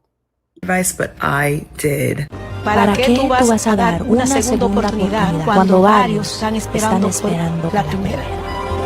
Truer words have never been spoken into that villa. Shout out to Melanie's mom. I feel like everyone who saw that scene felt like they were being spoken to. I felt like I was talking to my own mom. So seeing that on television and in the mother tongue, yeah, this was one of the best episodes to come out of the villa so far. There are so many women in our communities as Latinas, as women of color, that we be giving the wrong advice to our sisters about staying with the man that's not meant for them. But there are people like Melanie's mom who will tell you like it is. Hay una frase en español que muchos sepan. Mejor sola. Sure, I'm fine with that. Sure, make that argument if you want. Que mal acompañada. Love Island USA, cut the shit. Cut the interfering with all of it. I am so irritated with this season of Love. And I've now explained, for those who are coming in late, I explained why Love Island has a vested interest in stoking the flames of identity politics and identity wars. It's a cash cow. Identity wars makes a shit ton of money, guys. A shit ton of money. I learned, was it 2014? When did I write the article? I wrote an article about Kim Kardashian that went so viral. Time Magazine now cites me as a source whenever they talk about the Kardashians, or there's documentary about the Kardashians where I get cited for the research I did on that article. And I remember the day we got those numbers. And I got a call from the editor and he was freaking out. And he said, we did 1 million views in under like 24 hours. I did in under 24 hours what we would normally do in like 2 weeks. And I remember thinking to myself, there's a lot of money in talking about the Kardashians, huh? And sure enough, every time I do a video about the Kardashians that's a deep dive, it does huge numbers. I don't think you guys understand that hate watching is still watching. Kardashians aren't doing great numbers because everybody loves them. They're doing great numbers because they're polarizing, which makes them marketable. Ooh, bon Dieu. Love Island, it probably will be my last. First off, you have a couple that was in the bottom 3 of top compatible couples going to the finale. Yep. You have a couple that's both sides of their family completely disapprove of their relationship going to the finale. The fact that Melanie's entire family said we don't fuck with Sincere, and she went back and lied and said, my mom said as long as we work it out, she's cool, but my sister's tripping though. Melanie, that's not what happened, honey. You know we couldn't see you, right? Like we saw the whole thing. Okay. And you have another couple where you brought him back in on a sympathy vote going to the finale. Make it make sense. On top of that, how did Casey and Tiara go from being top 4 couples when it was based on compatibility, and then less than a week later, they're voted out? Y'all rigged this so that the core 4 would be the couples in the finale. And you can't tell me anything different. Love Island, listen to me when I say this. Stop changing the rules to fit the narrative of the couples that you want to be there. We want to actually feel like we have a difference and say so in the things that you're doing, and you are taking that away from us. Stop. Doesn't feel fair to not have a couple outside of the core 4 in the finale. Every season. By the way, this is so interesting. There are so many white women who are mad about what they saw. And yeah, this season has made for some interesting bedfellows.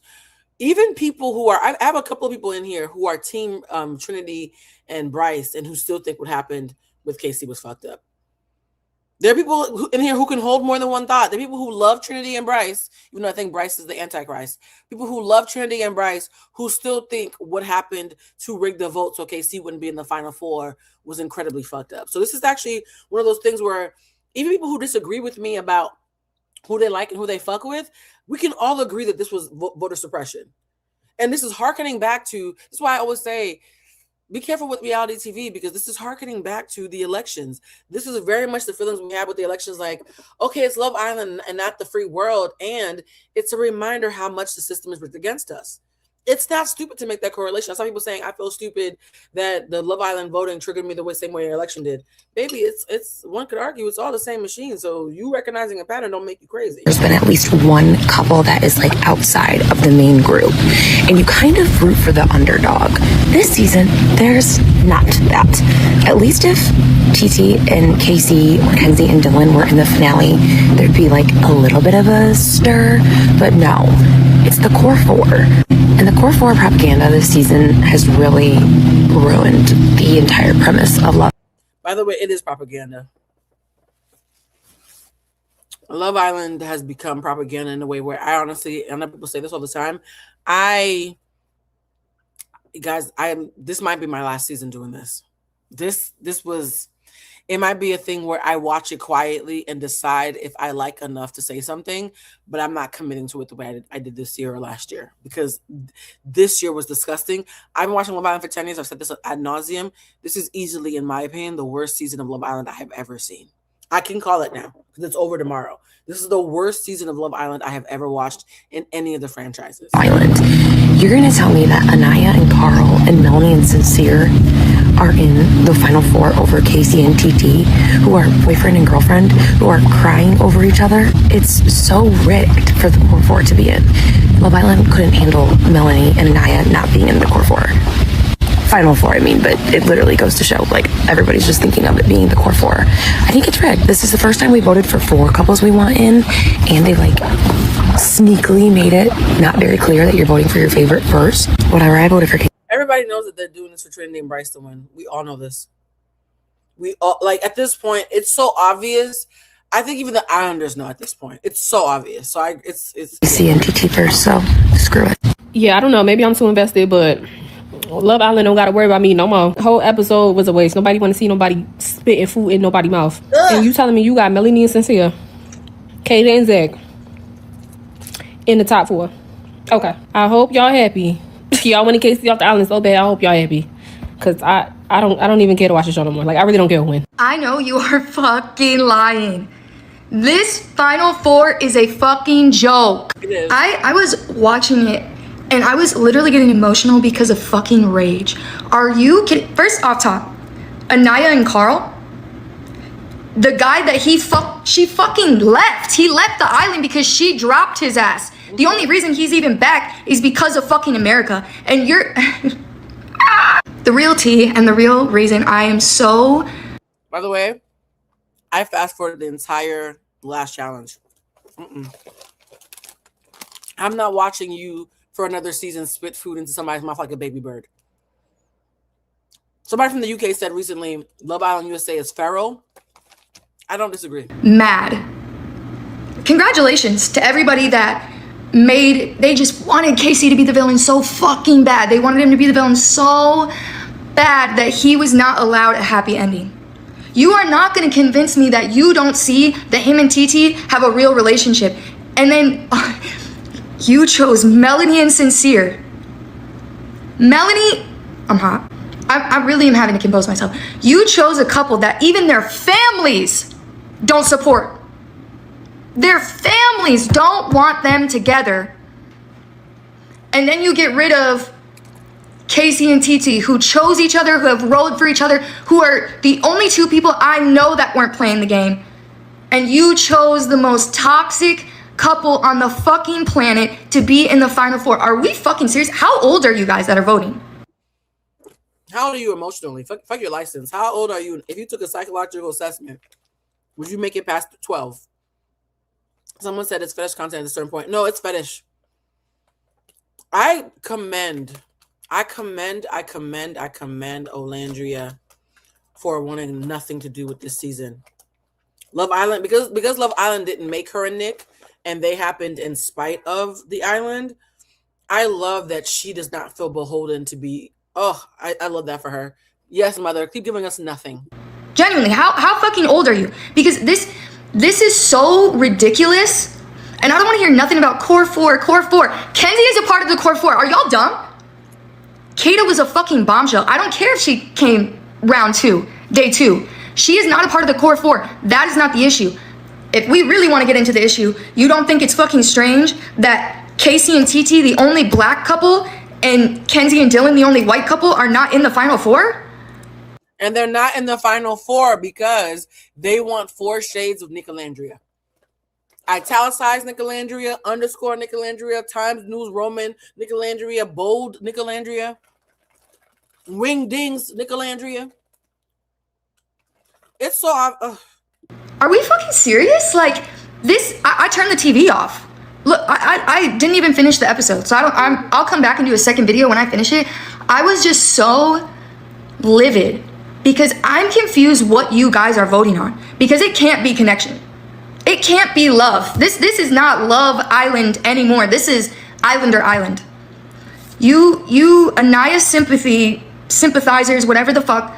Oh, by the way, I don't agree with her either. This is a Brittany, we call it Brittany, Trinity and Bryce. So I wanted to be fair by having people who love Trinity and Bryce speak up, because that's the only fandom that seems even open to the fact that we're all being played. So this is someone who is a huge stan of Bryce and Trinity. So I already don't agree with her on a lot of stuff. And even she could tell this was some bullshit. What did I say earlier? Even folks who don't agree with me on the entire season, the one thing we all seem to agree with, except for a small vocal minority, is that voting was a bullshit. For those who don't know about voting, instead of voting for the couple who's the most compatible, who we want to see win, which is what happens every single year in every franchise, they instead made us vote for 4 couples because they wanted a way to get all the fandoms to go up against Casey's following. It didn't matter what she did. It didn't matter that she was disrespectful to Casey. It doesn't matter that she was lying to Melanie and sugarcoating everything. She's a follower. It doesn't matter because y'all want her to be far.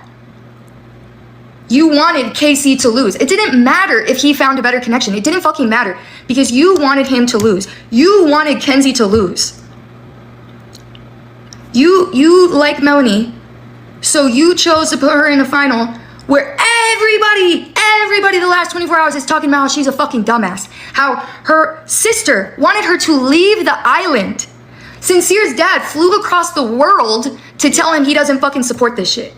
And you voted them into the final. And let me just say this, Love Island USA, you never have to worry about me. Honestly, you might have to worry about me either. I'm going to be honest. I am predicting that the next 6 months are going to be rough for these kids.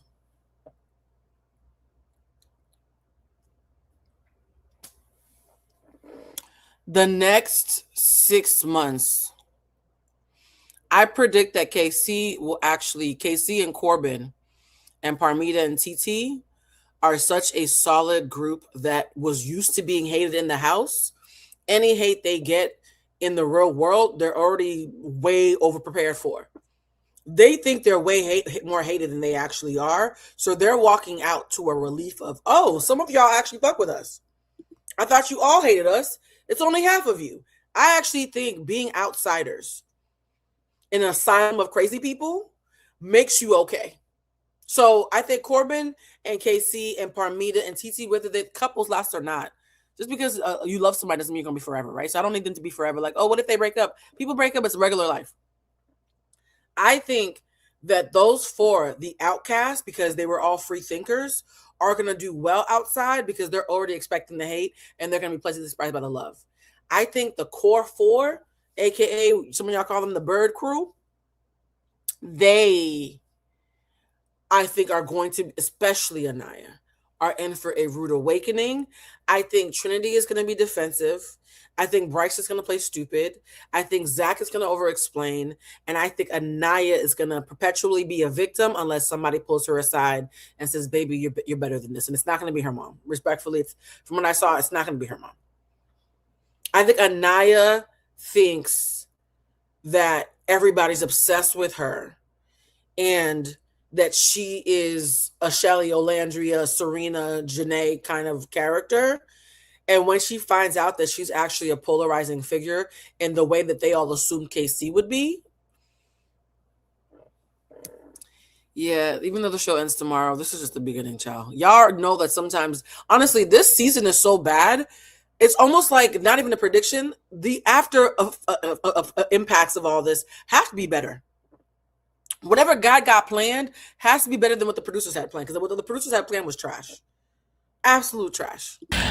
You'll never have to worry about me again. A nice decision, unless there's some secret minority voting for Kata and Zach that outweighed voting power of the fan base around KC and TT. That vote, I can't trust it. I'm truly pissed off about it. And yeah, you don't have to worry about me no more, because whatever the heck is going on at Peacock, whatever's going on the side of Love Island USA, I'm not rocking with it no more. As this show this season has shown so much disgusting behavior. You guys, random, because my ADHD just popped in. Look at these cute ass lighters. Like, how cute are these colors? They're like earth tones. Sorry. I went and bought lighters that match my purses. Totally fucking random. I have a weird thing where, because I'm always burning incense when I go to hotels, because I need the room to smell good, because I'll smoke a J when I'm cramping. And when I'm in the candle shop, you guys don't know this, but some of the candles are like, we do handcrafted little wax flowers on some of the return sender. I think it's the roto printer candles. So sometimes when I'm trying to burn the wax into the right shape, I need a lighter. So yeah, I got these cute little fucking lighters. I'm telling you, I really am realizing that being in a space of whimsy, and this is related to Love Island, being in a space of whimsy is super important right now, because something that was supposed to be soothing, like laying down to watch a flippant, frivolous reality show, everything's 10 times more political than what we're used to. Even our escapes have been hyper radicalized. Love Island was supposed to be an escape, and now it just became a propaganda machine that feels like you're on Twitter getting flogged by robots in Russia while Elon Musk is watching from the watchtower. It does not feel good. Like, it's not. This was supposed to be fun. When Love Island, I realized that today I forced myself to watch Love Island while I was pouring candles, and I was pouring Return to Sender candles, which are candles about getting rid of bad juju. So it felt safe. And the entire time I'm pouring these candles, I'm like, I rebuke the energy of this show. I really, honestly, guys, I'm gonna say this. I hope that the producers learn a valuable lesson from whatever flop is waiting on the outside. I hope whatever plans that they made on the backs of these young black and brown and 3 or 4 white kids that they had on the show, I hope they pay for it. I'm not putting a hex. Y'all have to say, oh my God, Blue put a hex on so-and-so because she pulls tarot cards. I'm not putting a hex on no fucking body. I'm just saying that the only way this is going to stop is if we financially don't back it. I'm about 75% sure I'm not watching next season. And if I do watch it, I'm about 75% sure I'm not going to have the stomach to cover it the way I have this year. And it sucks, guys, because again, the merit of studying shows like Love Island is high. It is such a great opportunity. I just don't like what I'm seeing. And if the data keeps on being this nasty, yeah. You're not only from the actual platform, but within the villa, in the stands that have been created from everything that's generated from this season. And yes, they lost the EP this season. We know, guys, it's bigger than that. They were doing bullshit before he passed, by the way. But yes, we have factored that in and we still think it's some bullshit. You don't ever have to worry about me again. I skipped through this episode, one, because I'm not about to keep going through the same old tired stories that Sincere keeps telling Melanie over and over and over again. And it's boring, it's played out, and it's so silly that somehow they made it to the finals when that woman is in an emotionally abusive dynamic. They're not even in a relationship. They are contestants on the show, and Melanie is in a emotionally abusive dynamic with no commitment. It's insane. Also, the challenge from tonight, absolutely disgusting. I skipped right through that. I'm not about to keep seeing all of these grotesque challenges just so I can get to the results, which were absolute BS. Like, when I tell you Love Island USA, you never have to worry about me. And I hope KC never shows up for After Sun. I hope he doesn't show up for Reunion. I hope he wipes his hands clean. I wonder about that, about KC comes from a really large family. I hope they have got some sort of fixer, a bitch like me on the phone. I hope they have a consultant, a PR agency. I really hope that Ace's family has him covered to protect him when he comes out. And I hope that they look at his contract to see how much he's obligated to join and how much he's not. Because unlike Ace, who just didn't show up to shit to throw a tantrum because he thought it was going to make him mysterious, this is not like Ace. This is like, this boy was unsafe. I know it's not cool to say black men can be unsafe because apparently even that's been gendered, right? Very weird, because how the fuck did we all cry over Trayvon Martin and Mike Brown and all these men and understood that men could be victimized when it comes to white folks, but if it's one of us who is being used by white folks as avatars against black men, suddenly they can't be victims. It's very bizarre. I think one of my biggest issues with the logic of the people who have defended KC's abuse is that, for a fact, if it was a black woman, you would see how fucked up and inhumane it was. Still inhumane. And number two, like, y'all don't realize how much double talking you have to do for this shit to make sense. I don't want to see anybody sacrificed, male or female or non-binary, of that platform, because what he went through this entire season, only for him to not make it to the top 4 after if they ever hired me, I wouldn't be able to tell y'all, but there'd be signs. Garnering such a supportive fan base is completely insane. Like, this man has really experienced colorism. He has gone through what I believe to be a modern day buck breaking on reality TV. He's had his family literally talked about just. By the way, a buck breaking, for those who don't know, and this is actually agree with her, that what KC has been going through is a public iteration of a buck breaking. A buck breaking is when, I said this, everything goes back to slavery.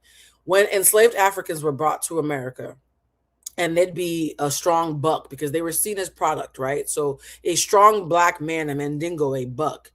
If he was someone who Massa, the overseers, even the house Negroes was worried had too much of a revolutionary independent spirit, human dignity. If they thought he was too high spirited and was a physical specimen, they would intentionally essay him, assault him, mess with his genitals, demean him, put rods up his butt, whip him, beat him publicly so that the women in the area would lose respect for him.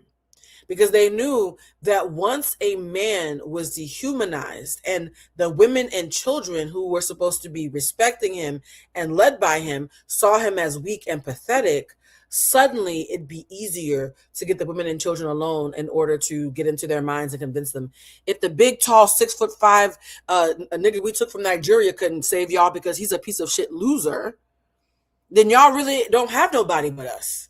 You might want to stay in line because we just broke that buck's back. What do you think we're going to do to you? Taking away the humanity of black men in order to signal to black women and children that they should not worry about being revolutionary and bucking against the system, and that it would behoove them to instead not embarrass themselves by not being aligned with him and to do things that are more in line with white supremacy and classism. That's literally what we watched on Love Island. I'm so embarrassed.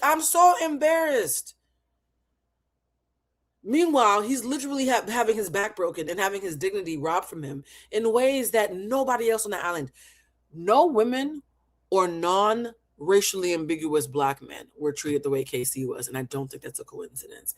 That is quite literally a buck breaking.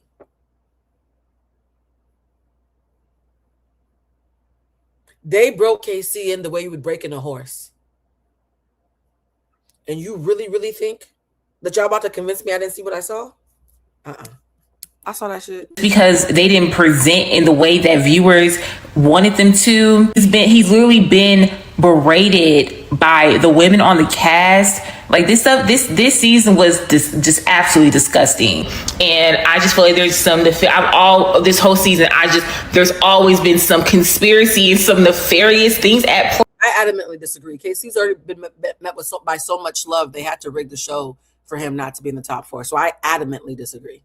It is love that made them have to rig the show because love was going to once again undermine them the way it did last season. So I disagree with that. That can only explain the outcome of tonight, that Kata and Zach got Final 4 over Casey and TT. You're out of your mind. There's no way that the vote was able to be split between the core 4 when there's one voting power behind one couple.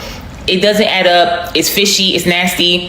And yeah, you ain't gotta worry about me. I've gone so far to block everything associated with Love Island USA. The contestants, Peacock, Love Island USA's official account on TikTok and Instagram.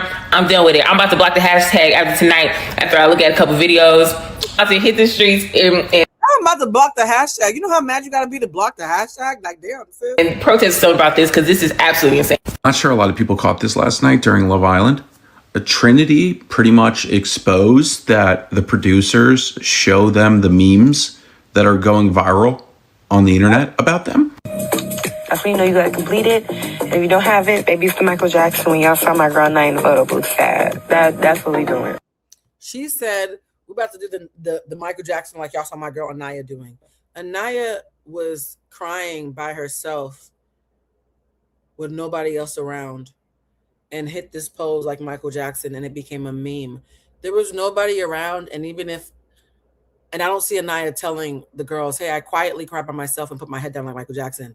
That's a direct meme.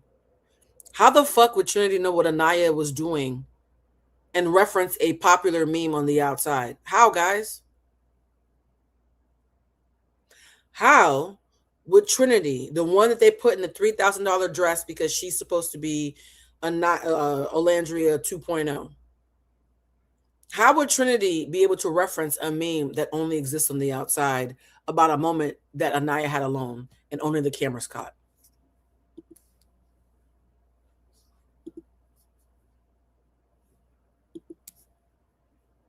How would Trinity or anybody in the villa know about the Anaya Michael Jackson photo shoot or photo booth meme. How? This is literally the pose. It's Anaya by herself. That's not something that you describe or recreate for someone when you literally slunk off to be alone. No part of me believes that Anaya went to that room to cry and then saw herself outside her body and then said, hey, I look like Michael Jackson, and then went outside and struck the exact pose again to explain it to Trinity. We all know that's not what happened. They're clearly showing these kids the memes. Sorry, they're clearly showing their faves the memes. That's why when Corbin left, and I went back and watched it, and please, guys, please go watch it. I think TikTok has clips. Ooh, that was a little soda burp. When Corbin left, there's a moment where Bryce says to him, please go watch it back. Oh God, the robot is crying. I didn't know it was crying. And then he laughs, and then Zach's like, yeah, I didn't know robots could cry. And then he says again, okay, Corbin, chat, Corbin, GPT, like, and you can tell he's like, haha, he's pandering to the audience because he knows it's a meme. And none of the other boys catch on. They're like, wait, what? I guess.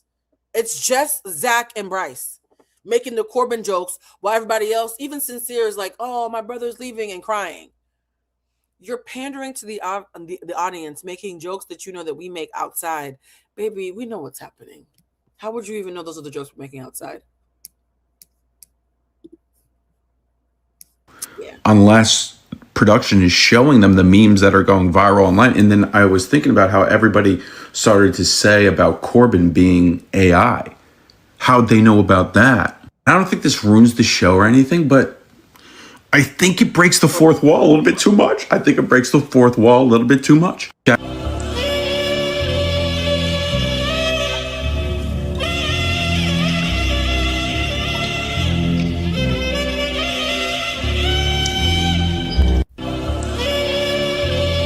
That's supposed to play, guys.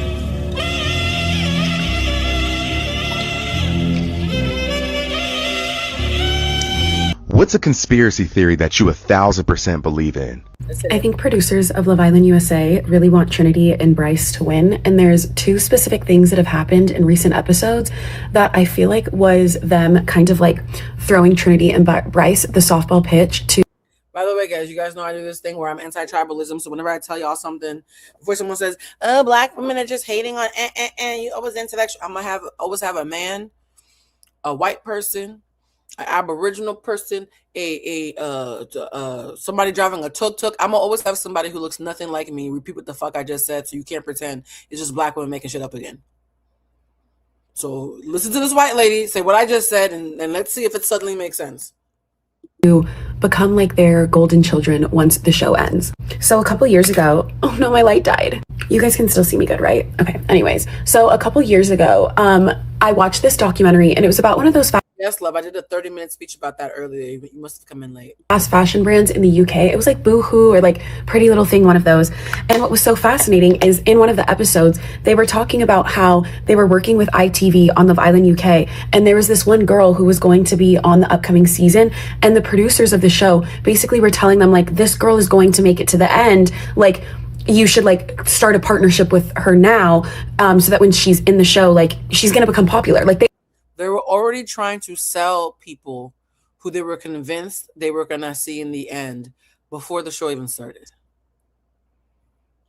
You see how I'm not making this up?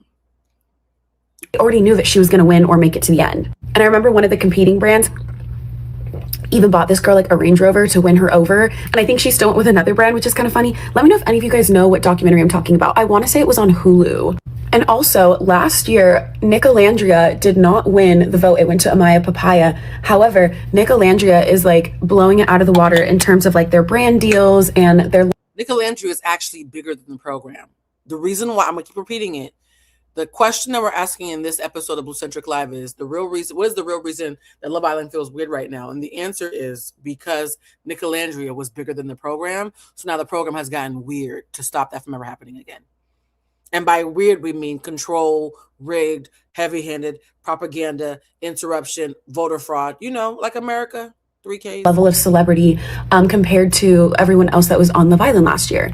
Now, I don't know if this is true, but I do wonder if there's some sort of like clause in their contracts, kind of like an American Idol or an X Factor, where if you win the show, they get some sort of like percentage of all of your brand deals afterwards. Maybe not, but like I'm very curious if that's a thing. And so Love.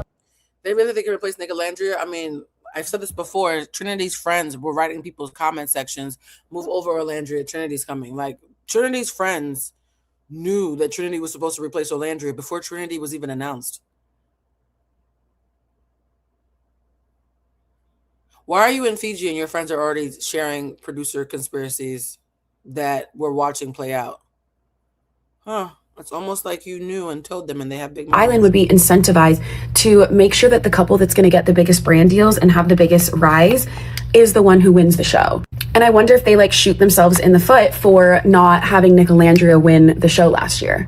But there was one scene this year where Trinity is wearing a dress, and a lot of them wear these like fast fashion dresses. Hang on, I have to do this off camera.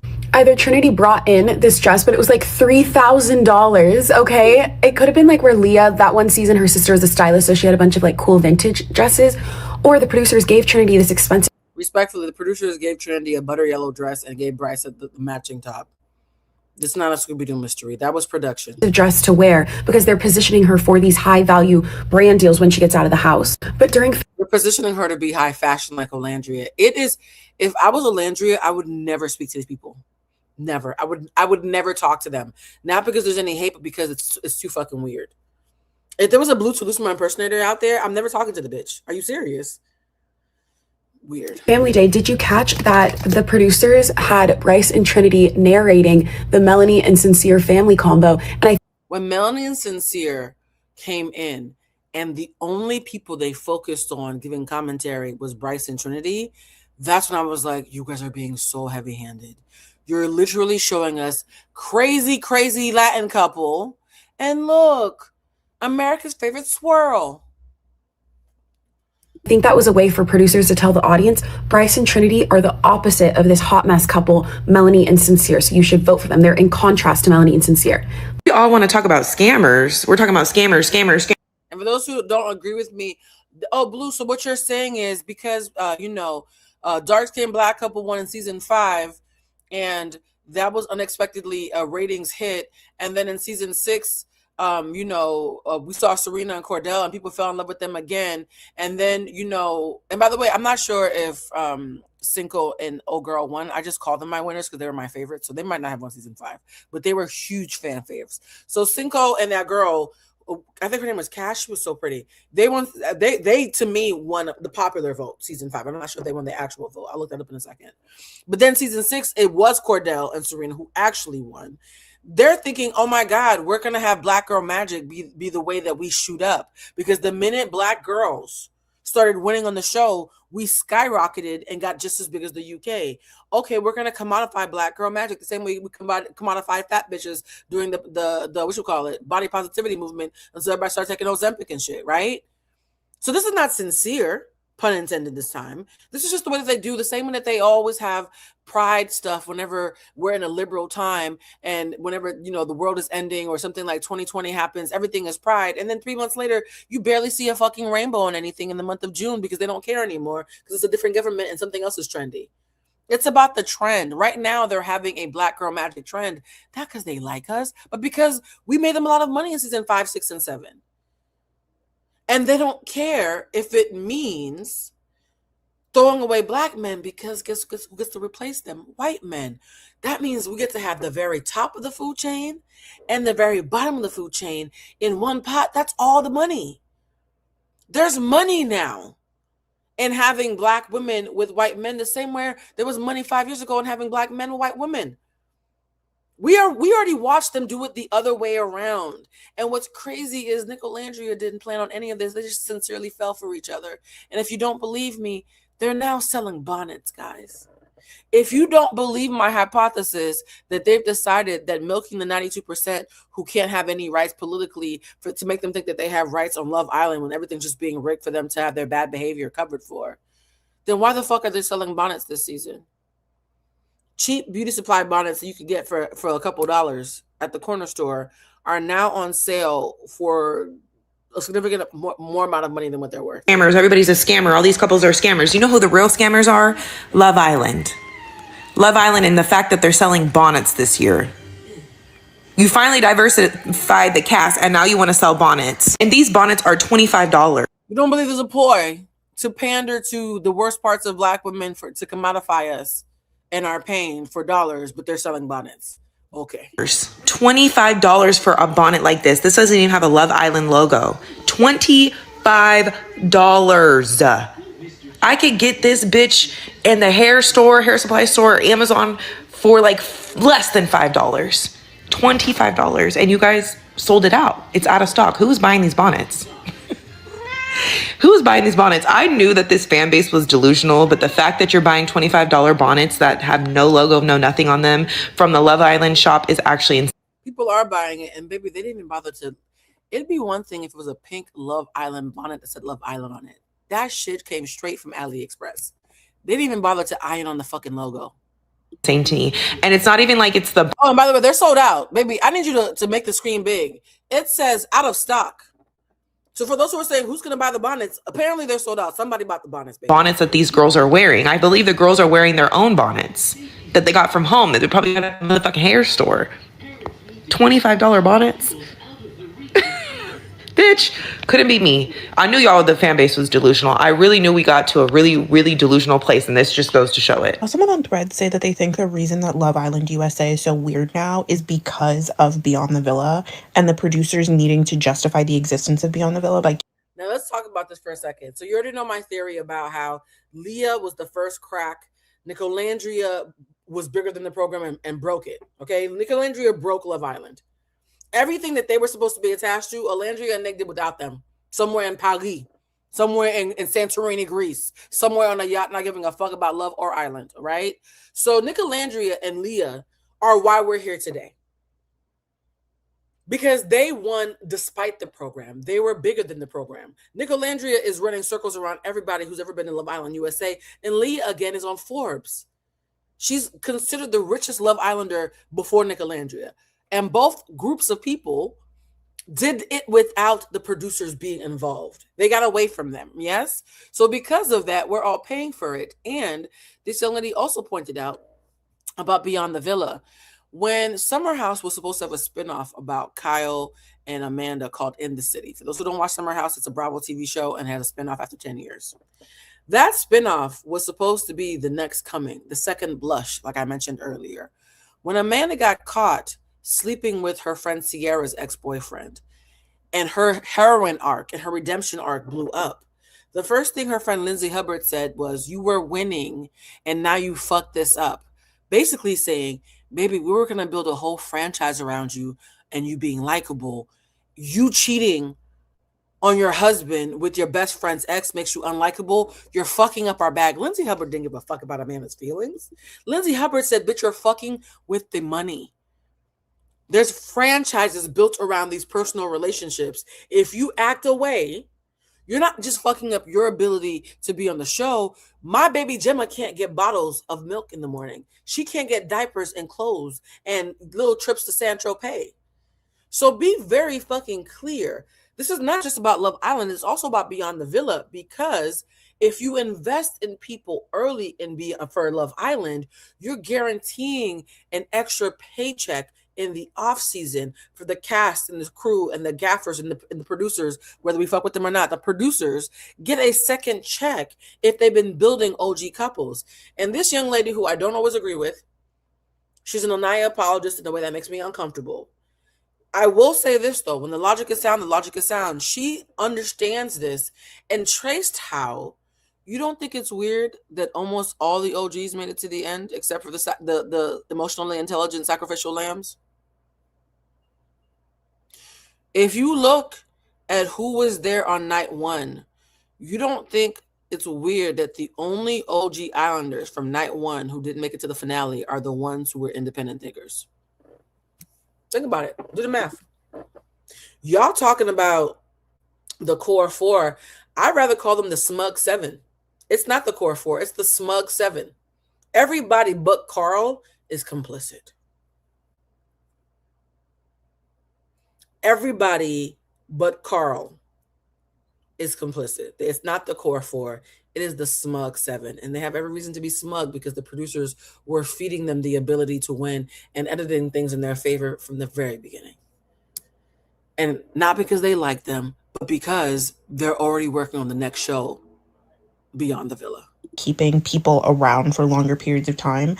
And as this season goes on, I see that theory having more and more credence. I just watched a Tell the Bees video about this, and it got me really thinking, like, these people have been locked in since day one, basically. Bryce and Trinity were a day one couple. Sincere and Melanie were a day one couple. Anaya and Casey weren't day one couples, but they are day one people. On Love Island UK, you don't necessarily get a guarantee that people who come in the first episode are going to stay throughout the whole summer. Same thing with Zach. He's been there since episode 1. Honestly, the only OG who's been dumped is Bea.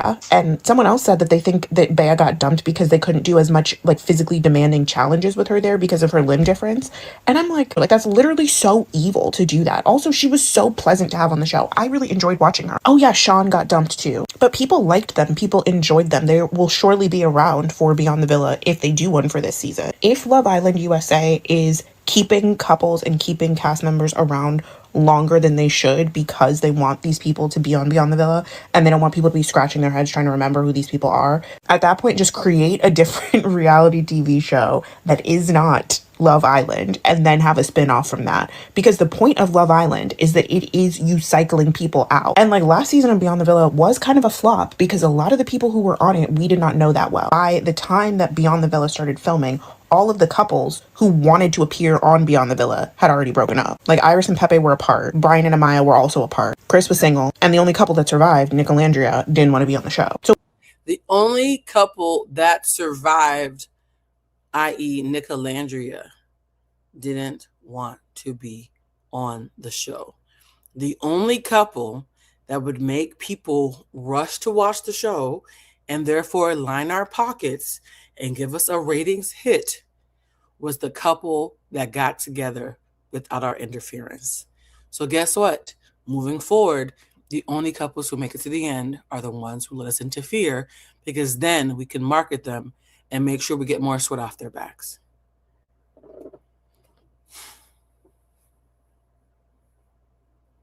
It's giving house slave versus field slave.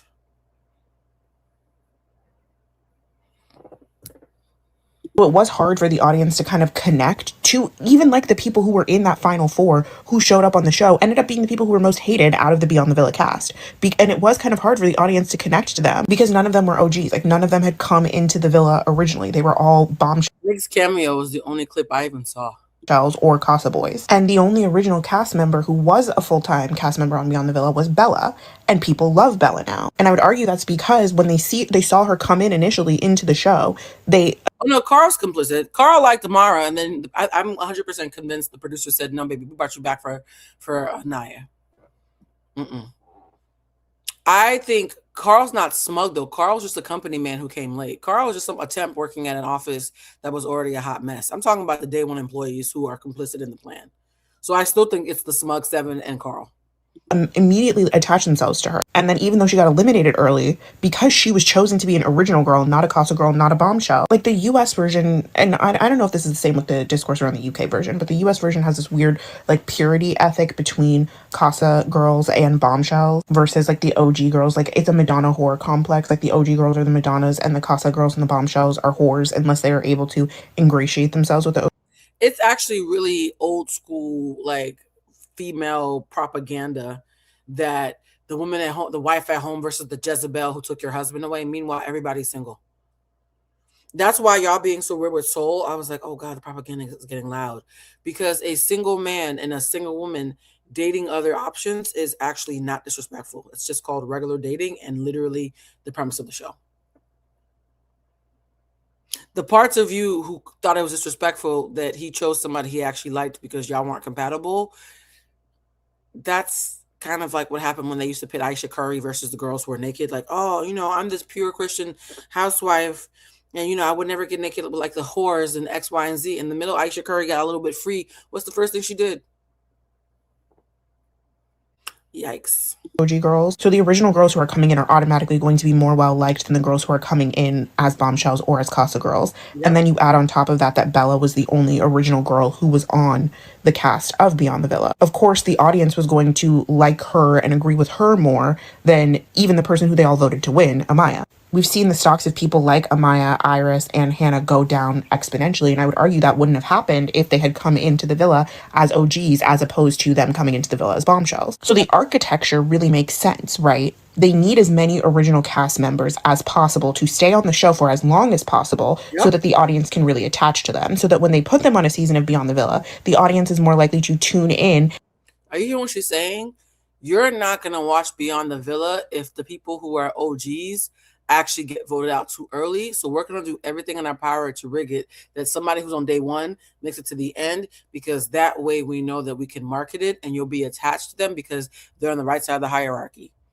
If they ever had an episode of Love Island or a season of Love Island where they didn't rig it, and it just so happened, like this year, that the Casa girls were mature and fun and stood up for themselves and were free thinkers. If those Casa girls had somehow ended up being in the final and there was only one OG, that would be considered a production fail, because production's like, okay, Parmita and Titi are two of the four couples. Can you guys imagine if it was Corbin and Parmita and Casey and Titi versus Bryce and Trinity and Melanie and Sincere? People would tune in to watch that. And you're thinking, well, Blue, that's a great thing. Why wouldn't they want that? Because sure, that's great for the moment, but you can't sell that for the Beyond the Villa. Because now in Beyond the Villa, Parmita and Titi are going to be seen as stars, but the audience is like these teenage brains. They're like, no, but they're whores from Casa. We can't see them as regular women who were just cast on the show. We can't see them as people. Come on, y'all. Like, it's so transparent. And as an educator, I'm trying really hard not to be condescending. I'm trying so hard. I just need you guys to understand, once you have the key code, this shit's not even all that mysterious. It's actually kind of blunt. There's not no Scooby-Doo mystery. And yes, Parmita and TT would 100% steal the show. You know how we know? Because they already did. There were folks who could not stand TT after she stood up for KC, who a couple episodes in were like, oh gosh, she's actually likable, and I think they actually like each other. Come on, they can't afford real love. God forbid. The fact that Corbin and KC ended up with two women that I sincerely think they like, that's not marketable. A black man who likes a black woman is not marketable. A Miami fuckboy who meets his equal, and now they're the hot couple who cheats on each other but stays together because they have an open arrangement, that's not marketable. That's not propaganda. That's not MAGA. That's not good old middle America. That's a little bit too spicy and free thinking. And it's also too black. Because only black women, right? We realize at PPG that only dark-skinned black women get to win in Love Island because that's the demo, that's the hungry, it's for some affirmation. Who cares if we cannibalize their brothers in the process? Because they want to see more of these people who they've watched throughout an entire season of television. And none of the people on this season have been able to garner the same rabid fan base that PPG had. So it's like the producers will have more space to manipulate the story on the next season of Beyond the Villa. Because I would argue the first season of Beyond the Villa was kind of a flop because the audience wasn't buying the PPG or Mean Girls storyline that was being sold to us because we all liked them so much. And also because like the people who they were supposedly being mean to, Liv and Kayla, were like, no, we love them, what? And they were being mean to the men and like, we don't care about the men. As we can see with what happened with Amaya, so many people who identified as papayas last season turned on her when Beyond the Villa aired because of the way that her story was spun. That's not to say that she wasn't also moving odd, but like, we also have to keep in mind this is a reality TV show. It's heavily edited. So this is kind of lightning in the bottle for producing a season of Beyond the Villa. Exactly. They're anti-heroes like Leah. You can't have any more anti-heroes because anti-heroes do really, really well when you give them a chance, unfortunately. Based off of this cast, because there are not a lot of girls on the cast who have a strong following behind that. A following that is not just strong, but also wide. Like, I would argue the PPG had the power they had because their following is wide and deep. There's a lot of people who love them, and those people love them down. Yeah. PPG was lightning in a bottle, and I think this constant hard-on that the producers have to recreate season 6 is the reason why we're in this hell right now. For anybody who was asking in the comments, Blue, I haven't watched Love Island, and I can tell that you hate it now and don't want to watch it no more in America. Well, I'm still going to watch the UK. Shout out to y'all. I think I'm going to start binging Love Island UK next week. Let me know if there's anybody down to do it with me. Oh my God, my hair is still wet. But it smells like honey though. I use this honey shampoo, so now my entire head smells like a pastry. Okay, sorry. I'm very smell sensitive and my hair smells good. But I'm thinking about watching Love Island UK. I need a palate cleanser. I started Big Brother. I watched the first episode the first night that I was in that motel hotel Holiday Inn. I'm gonna watch episodes 2 and 3 tonight. But yeah, if you're watching Love Island UK, let me know. I might do maybe a couple of quick recaps in chunks. Like I might do maybe watch 10 episodes at a time so that I'm recapping chunks of it. But yeah, I'm thinking about watching it. And also, if you watch Big Brother, let me know because I love Big Brother too. Opposed to like Anaya, who has a deep following, but it's not as wide, and Trinity, who has a wide following, and time will tell if it's deep. But like, ooh, she said that Anaya has a deep following that's not wide, and Trinity has a wide following that we're not sure is deep. That's a great take. Kata is losing people. Kenzie never really had people to begin with. They've been playing with Melanie all season. I think because the producers don't want her to get that same power that any of the members of PPG had. They tried really hard to cast Leah as though she was crazy and unreasonable and to like build the whole season around Leah's relationship with Rob, but Leah wasn't having it. And it's the same thing with Melanie. And part of the producers' failure to control the narrative around Leah is what produced her popularity amongst the fans, because we saw through the artifice of how she was being shown. They've really been towing the line with Melanie, because if they show too much that makes the audience feel too much for her, then we are going to attach to her the same way that we attach to members of PPG, and nothing they say or show about her in Beyond the Villa can make us dislike her. That's really an essential part. Did you hear this? Part of the perfect person for Beyond the Villa is someone who has a wide and deep following, but who you can still turn the audience for them or against them at will. Amaya Papaya did not have a strong personality, so even though people loved her because she was the least worst in a burning like dumpster fire of choices, the love for her was not deep enough to carry her and bring her safety when the producers turned on her in the edit and Beyond the Villa. The producers still had the right to make her a villain or a victor whenever they felt like it. Producers in shows like this, they like knowing that they can make you an angel or a demon at the flip of a switch. They don't like it if you're always beloved, because then they're like, we can't do anything with it. They actually rather you always be hated and have fun with you as the villain, but they can't deal with somebody who is unfuckwittable and just deeply loved. And Leah was deeply loved. Olandria and Nick, deeply loved. I honestly think KC, they made him an anti-hero as well. The irony is the verbal abuse of him being normalized almost absolved him of his sins. KC fucked up repeatedly, and the disproportionate reaction to him fucking up, and then the buck breaking that happened publicly for weeks on weeks and weeks on end. Those of us who understood what was happening, it made us want to stand up for him. So I just want you guys to realize that so much of this is based on how stupid you guys are. I don't know if that's how I thought I was going to end that sentence. It is, though. This entire plan hinges on them thinking y'all are stupid and it working. Well, part of a reality TV producer's job is keeping the reins on the personalities on the show so that they don't become bigger than the program, and those people can still be reliant upon the network for further work and opportunities. Like reliant upon the network, unlike Nicolandria. I feel like my theory is aging beautifully.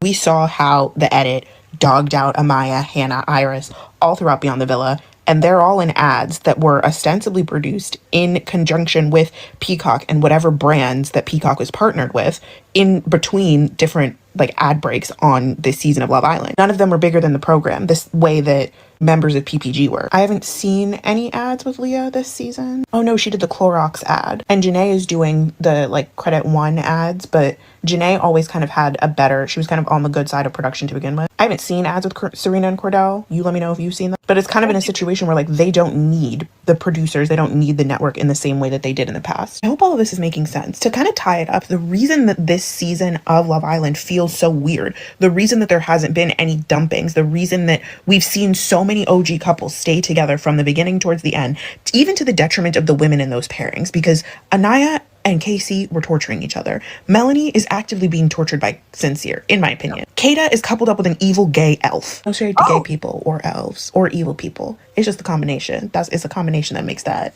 man nasty. They're staying in these couples because they can't explore, because there's no other options being. Did you hear what she said? They're staying in the couples because they can't explore, because there's no other options being presented. You guys, Love Island, not only brings in bombshells after bombshells, they make you go on dates with the bombshells away from your partner so your partner can't interfere and cock block. This season, no bombshells were allowed to go on dates without interference. This season was the first time I've ever seen nobody was allowed to go on a date alone. That is high-key tampering. The process is, hey, we're sending Zach on a date. We're sending Anaya on a date with Carl. We're sending KC on a date with TT. We want them to have some quality time alone, and then we watch the spark. In fact, one of those dates is how Nicolandria, that was supposed to be a fun kiki, accidentally turned serious. They have not let anybody go unsupervised since Nicolandria. Bryce and Trinity don't count because by the time Bryce and Trinity went on a date, they were dressed as Nicolandria. That's not how free will works. That's called the Truman Show.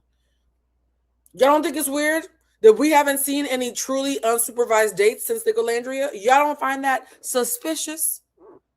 Y'all don't find that suspicious that an entire show that spent a decade all throughout the globe sending people on dates, the minute a couple happens that they have nothing to do with that's bigger than the program, suddenly can't nobody be left alone because the last time we left you niggas alone, Nicolandria happened underneath our noses?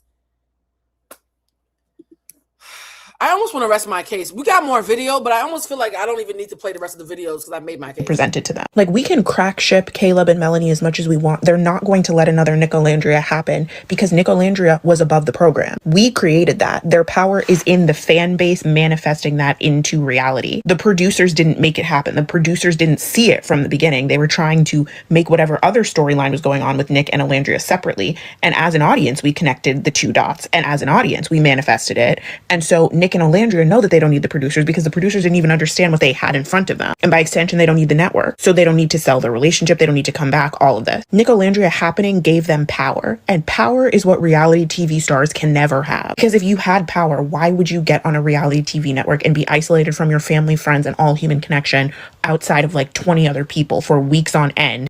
People with power don't need to be tortured for 6 weeks to make $50K and hopefully get a brand deal.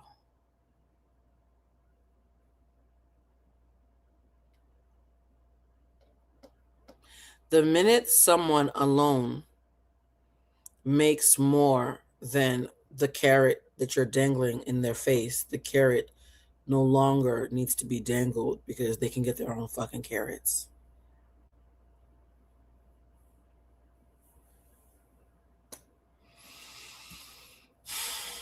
This shit is sinister. I think part of the reason why I'm not sure I can watch the next season is because it's getting darker.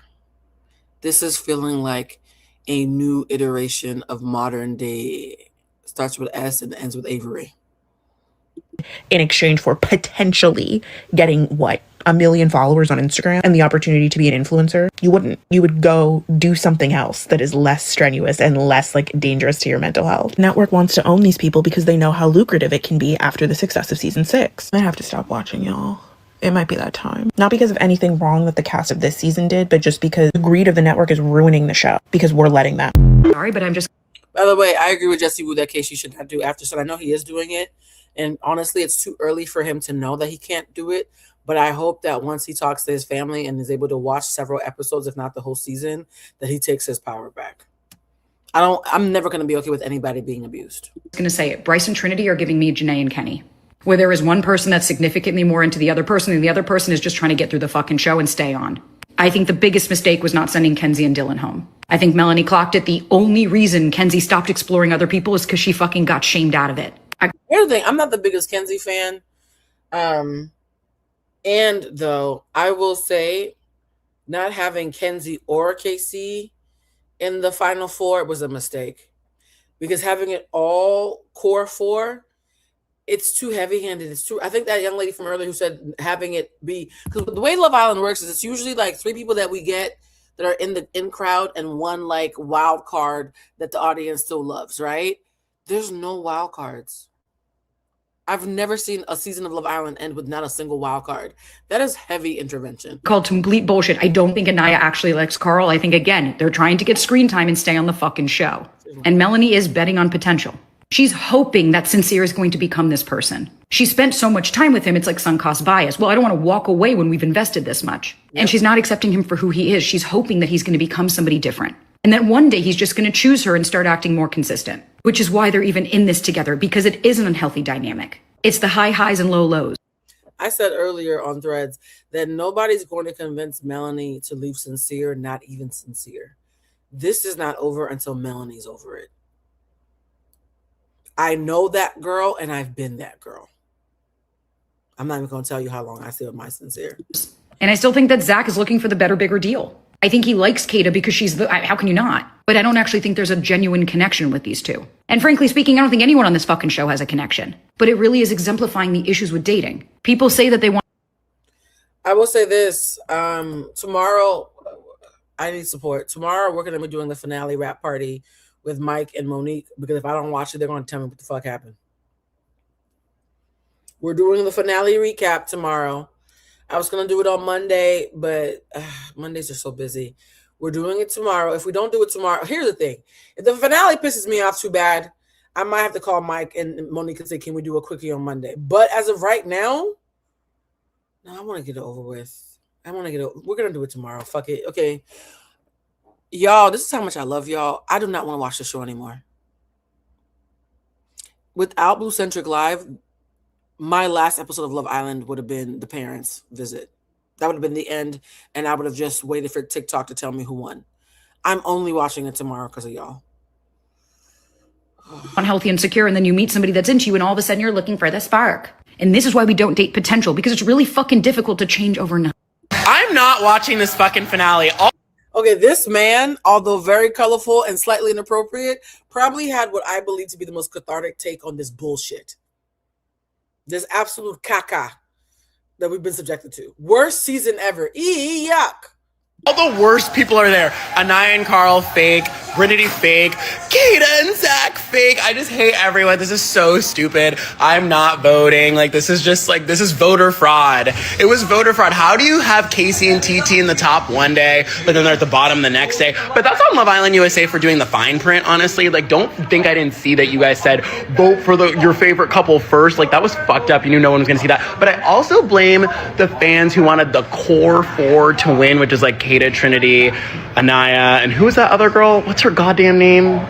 Oh, Melanie, sorry. And I like Melanie, but like no shade, but like now you're gonna be with this cheater after your mom told you not to be with him, but whatever. And then you lied to your friends being like, oh my God, my mom said she's down. If he's like fixes it, he's not gonna fix anything.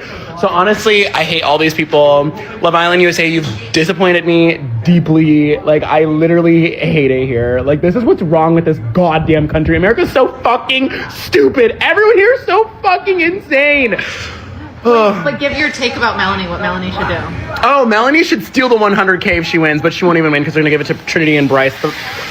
Honestly, the most chopped couple in the villa. That would be a move, though. It would be a move. It'd be a move. If she does that, if she does that, you guys let me know because I'm not watching. I have better things to do with my Sunday night.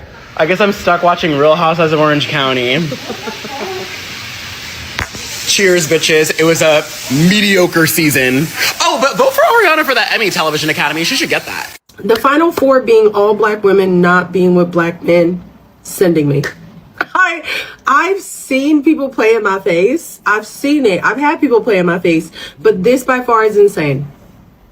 This by far, and people are like, oh, Love Island. I swear to God, this is a psyop.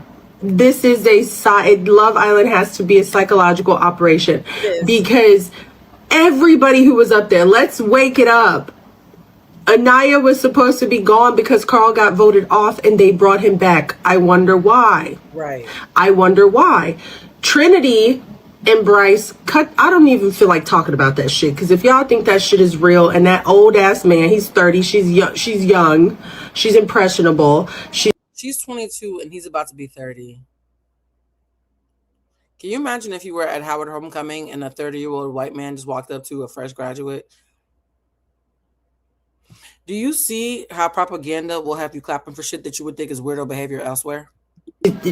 That's not a couple. And if he could be with Kata, he would be. Doesn't count. Kata let Zach hit in a short amount of time. Y'all want to say I'm policing a woman's body? I'm not. I'm just saying. She said black woman. Kata considers herself a black woman. She's Haitian and German. A biracial black woman is an iteration of black womanhood. Is Halle Berry not black now? Is Halle Berry not black? All those years that y'all spent calling her 90s fine and a symbol of black excellence and the first black woman to win an Oscar for X, Y, and Z since Hattie McDaniel.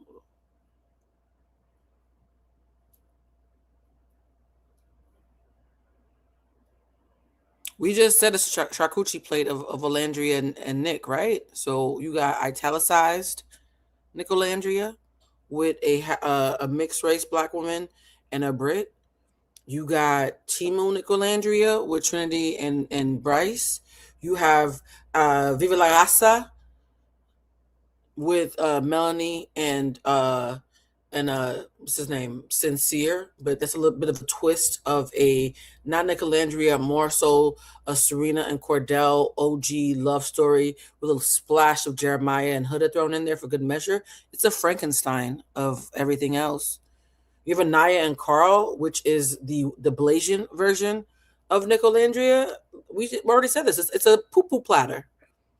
Just like them fortune cookies that they opened to tell them if they were going to make to the final because it was rigged. It's a poo-poo platter. So no, she's not wrong. There's 4 variations of black womanhood being thrown at the wall to see what sticks. She's not wrong. As a woman with a body, to let somebody hit and refuse to call you anything ever, and refuse to close off and always say they want to explore, etc., is insane. It's insane, and that is not love. That is not Love Island. Melanie and Sincere. Melanie and Sincere. Do I need to say more? No, you don't. Do I need to say more? We have a biracial woman. People want to refer to biracials as black, sure. But we have a biracial woman that chose a white man. We have a Dominican who presents to me as somebody that would be Afro-Dominican. We have an Afro-Dominican who chooses a non-black man. We have 2 black American women who choose non-black men. Y'all can't pay me. You cannot trick me.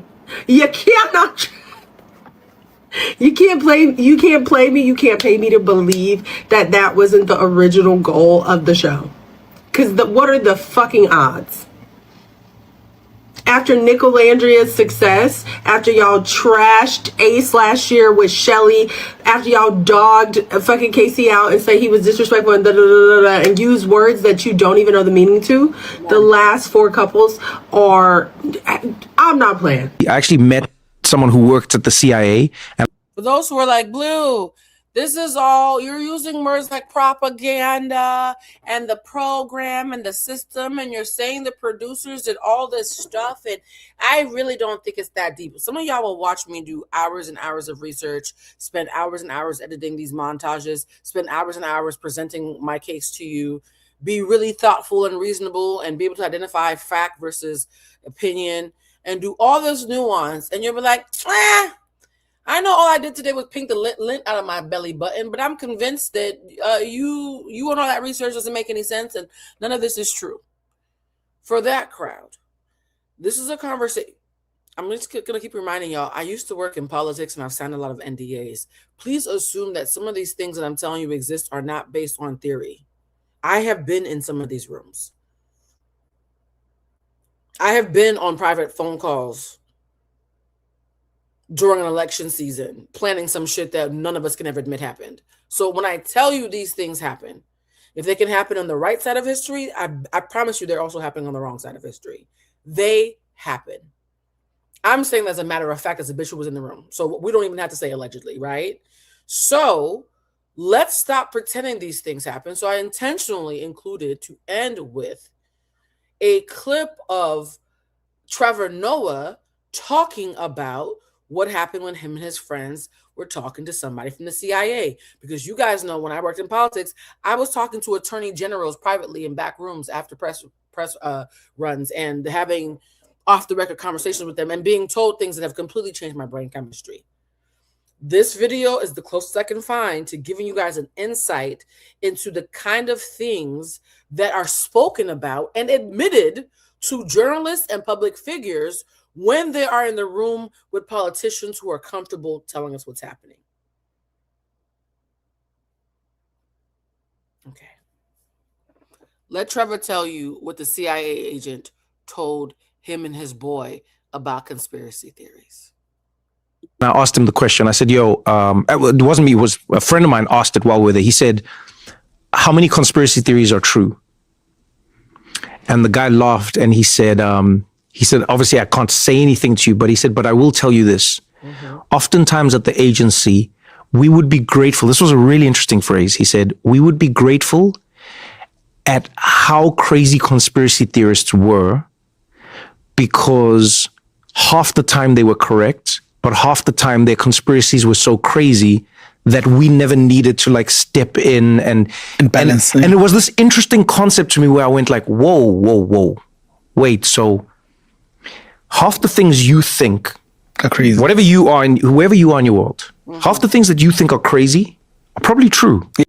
Half the things you think are crazy are probably true. I can't tell you how many things y'all are convinced are crazy that I know are true. And I'm not special.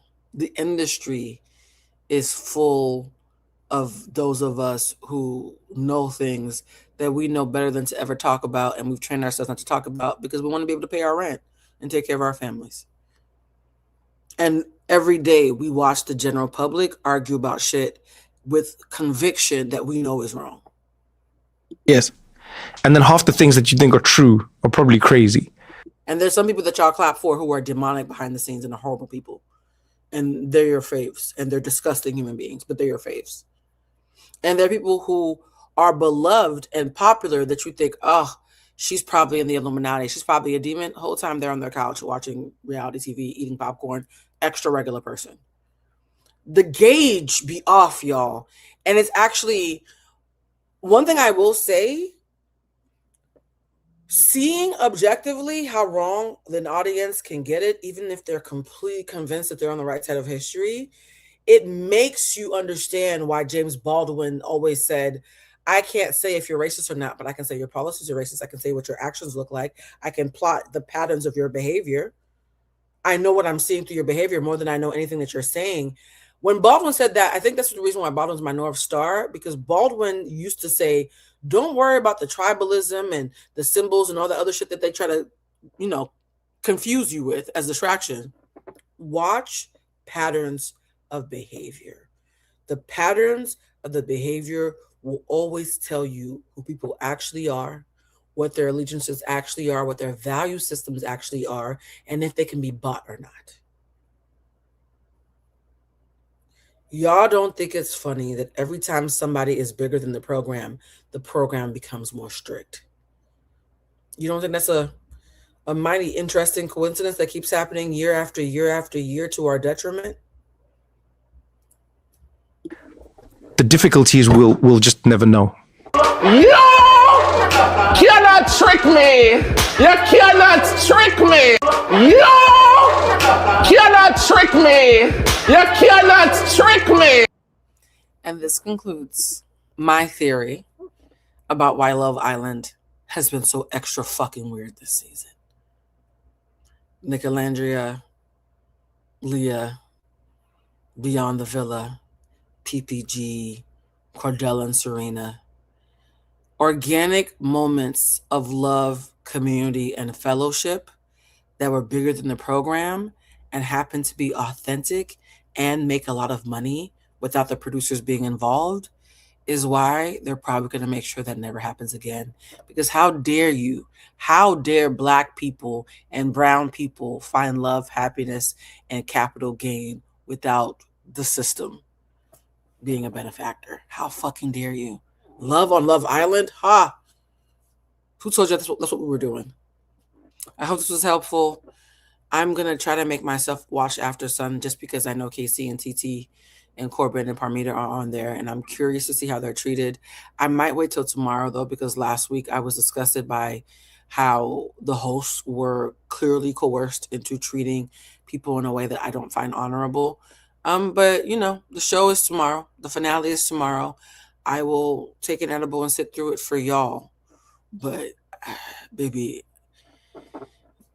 I'm not looking forward to tomorrow. What I am looking forward to is the reality checks that are going to be happening over the next 6 months. Now that is content. Seeing how these kids do on the real world when the producers can't, that's what I want to see. The real show is the show after the show. The real world is the real show. All right. So you guys, if you like this, please like it and make sure you're subscribing, because I think a lot of you watch my recaps for Love Island but are not following me. Why is that a thing? Make sure you like it, and at the end of the video, when it's over during the replay, make sure to hype it. Right. We are now officially a podcast. Bluecentric Live is officially a podcast, and when we get hyped, it pushes us out to a bigger audience. So I appreciate that. And the comments that I want us to put in the recap comments, because I love reading the recap comments, is nobody this season was bigger than the program, and that was the problem. Nobody this season was bigger than the program, and that was the problem. Because in order to be bigger than the program, you'd actually have to have freedom. Love Island is starting to feel like a cage, and I don't like watching people be in cages. Anyways, guys, I adore y'all. I love y'all. I will see y'all literally tomorrow for the finale. Hope this was helpful. Share with a friend. And let me know what you thought about my theory, because I think it's brilliant, because duh, I think my shit is brilliant. But let me know what you think. Like it or loathe it. Just keep it respectful and responsible. Okay, family? Love y'all. Bye.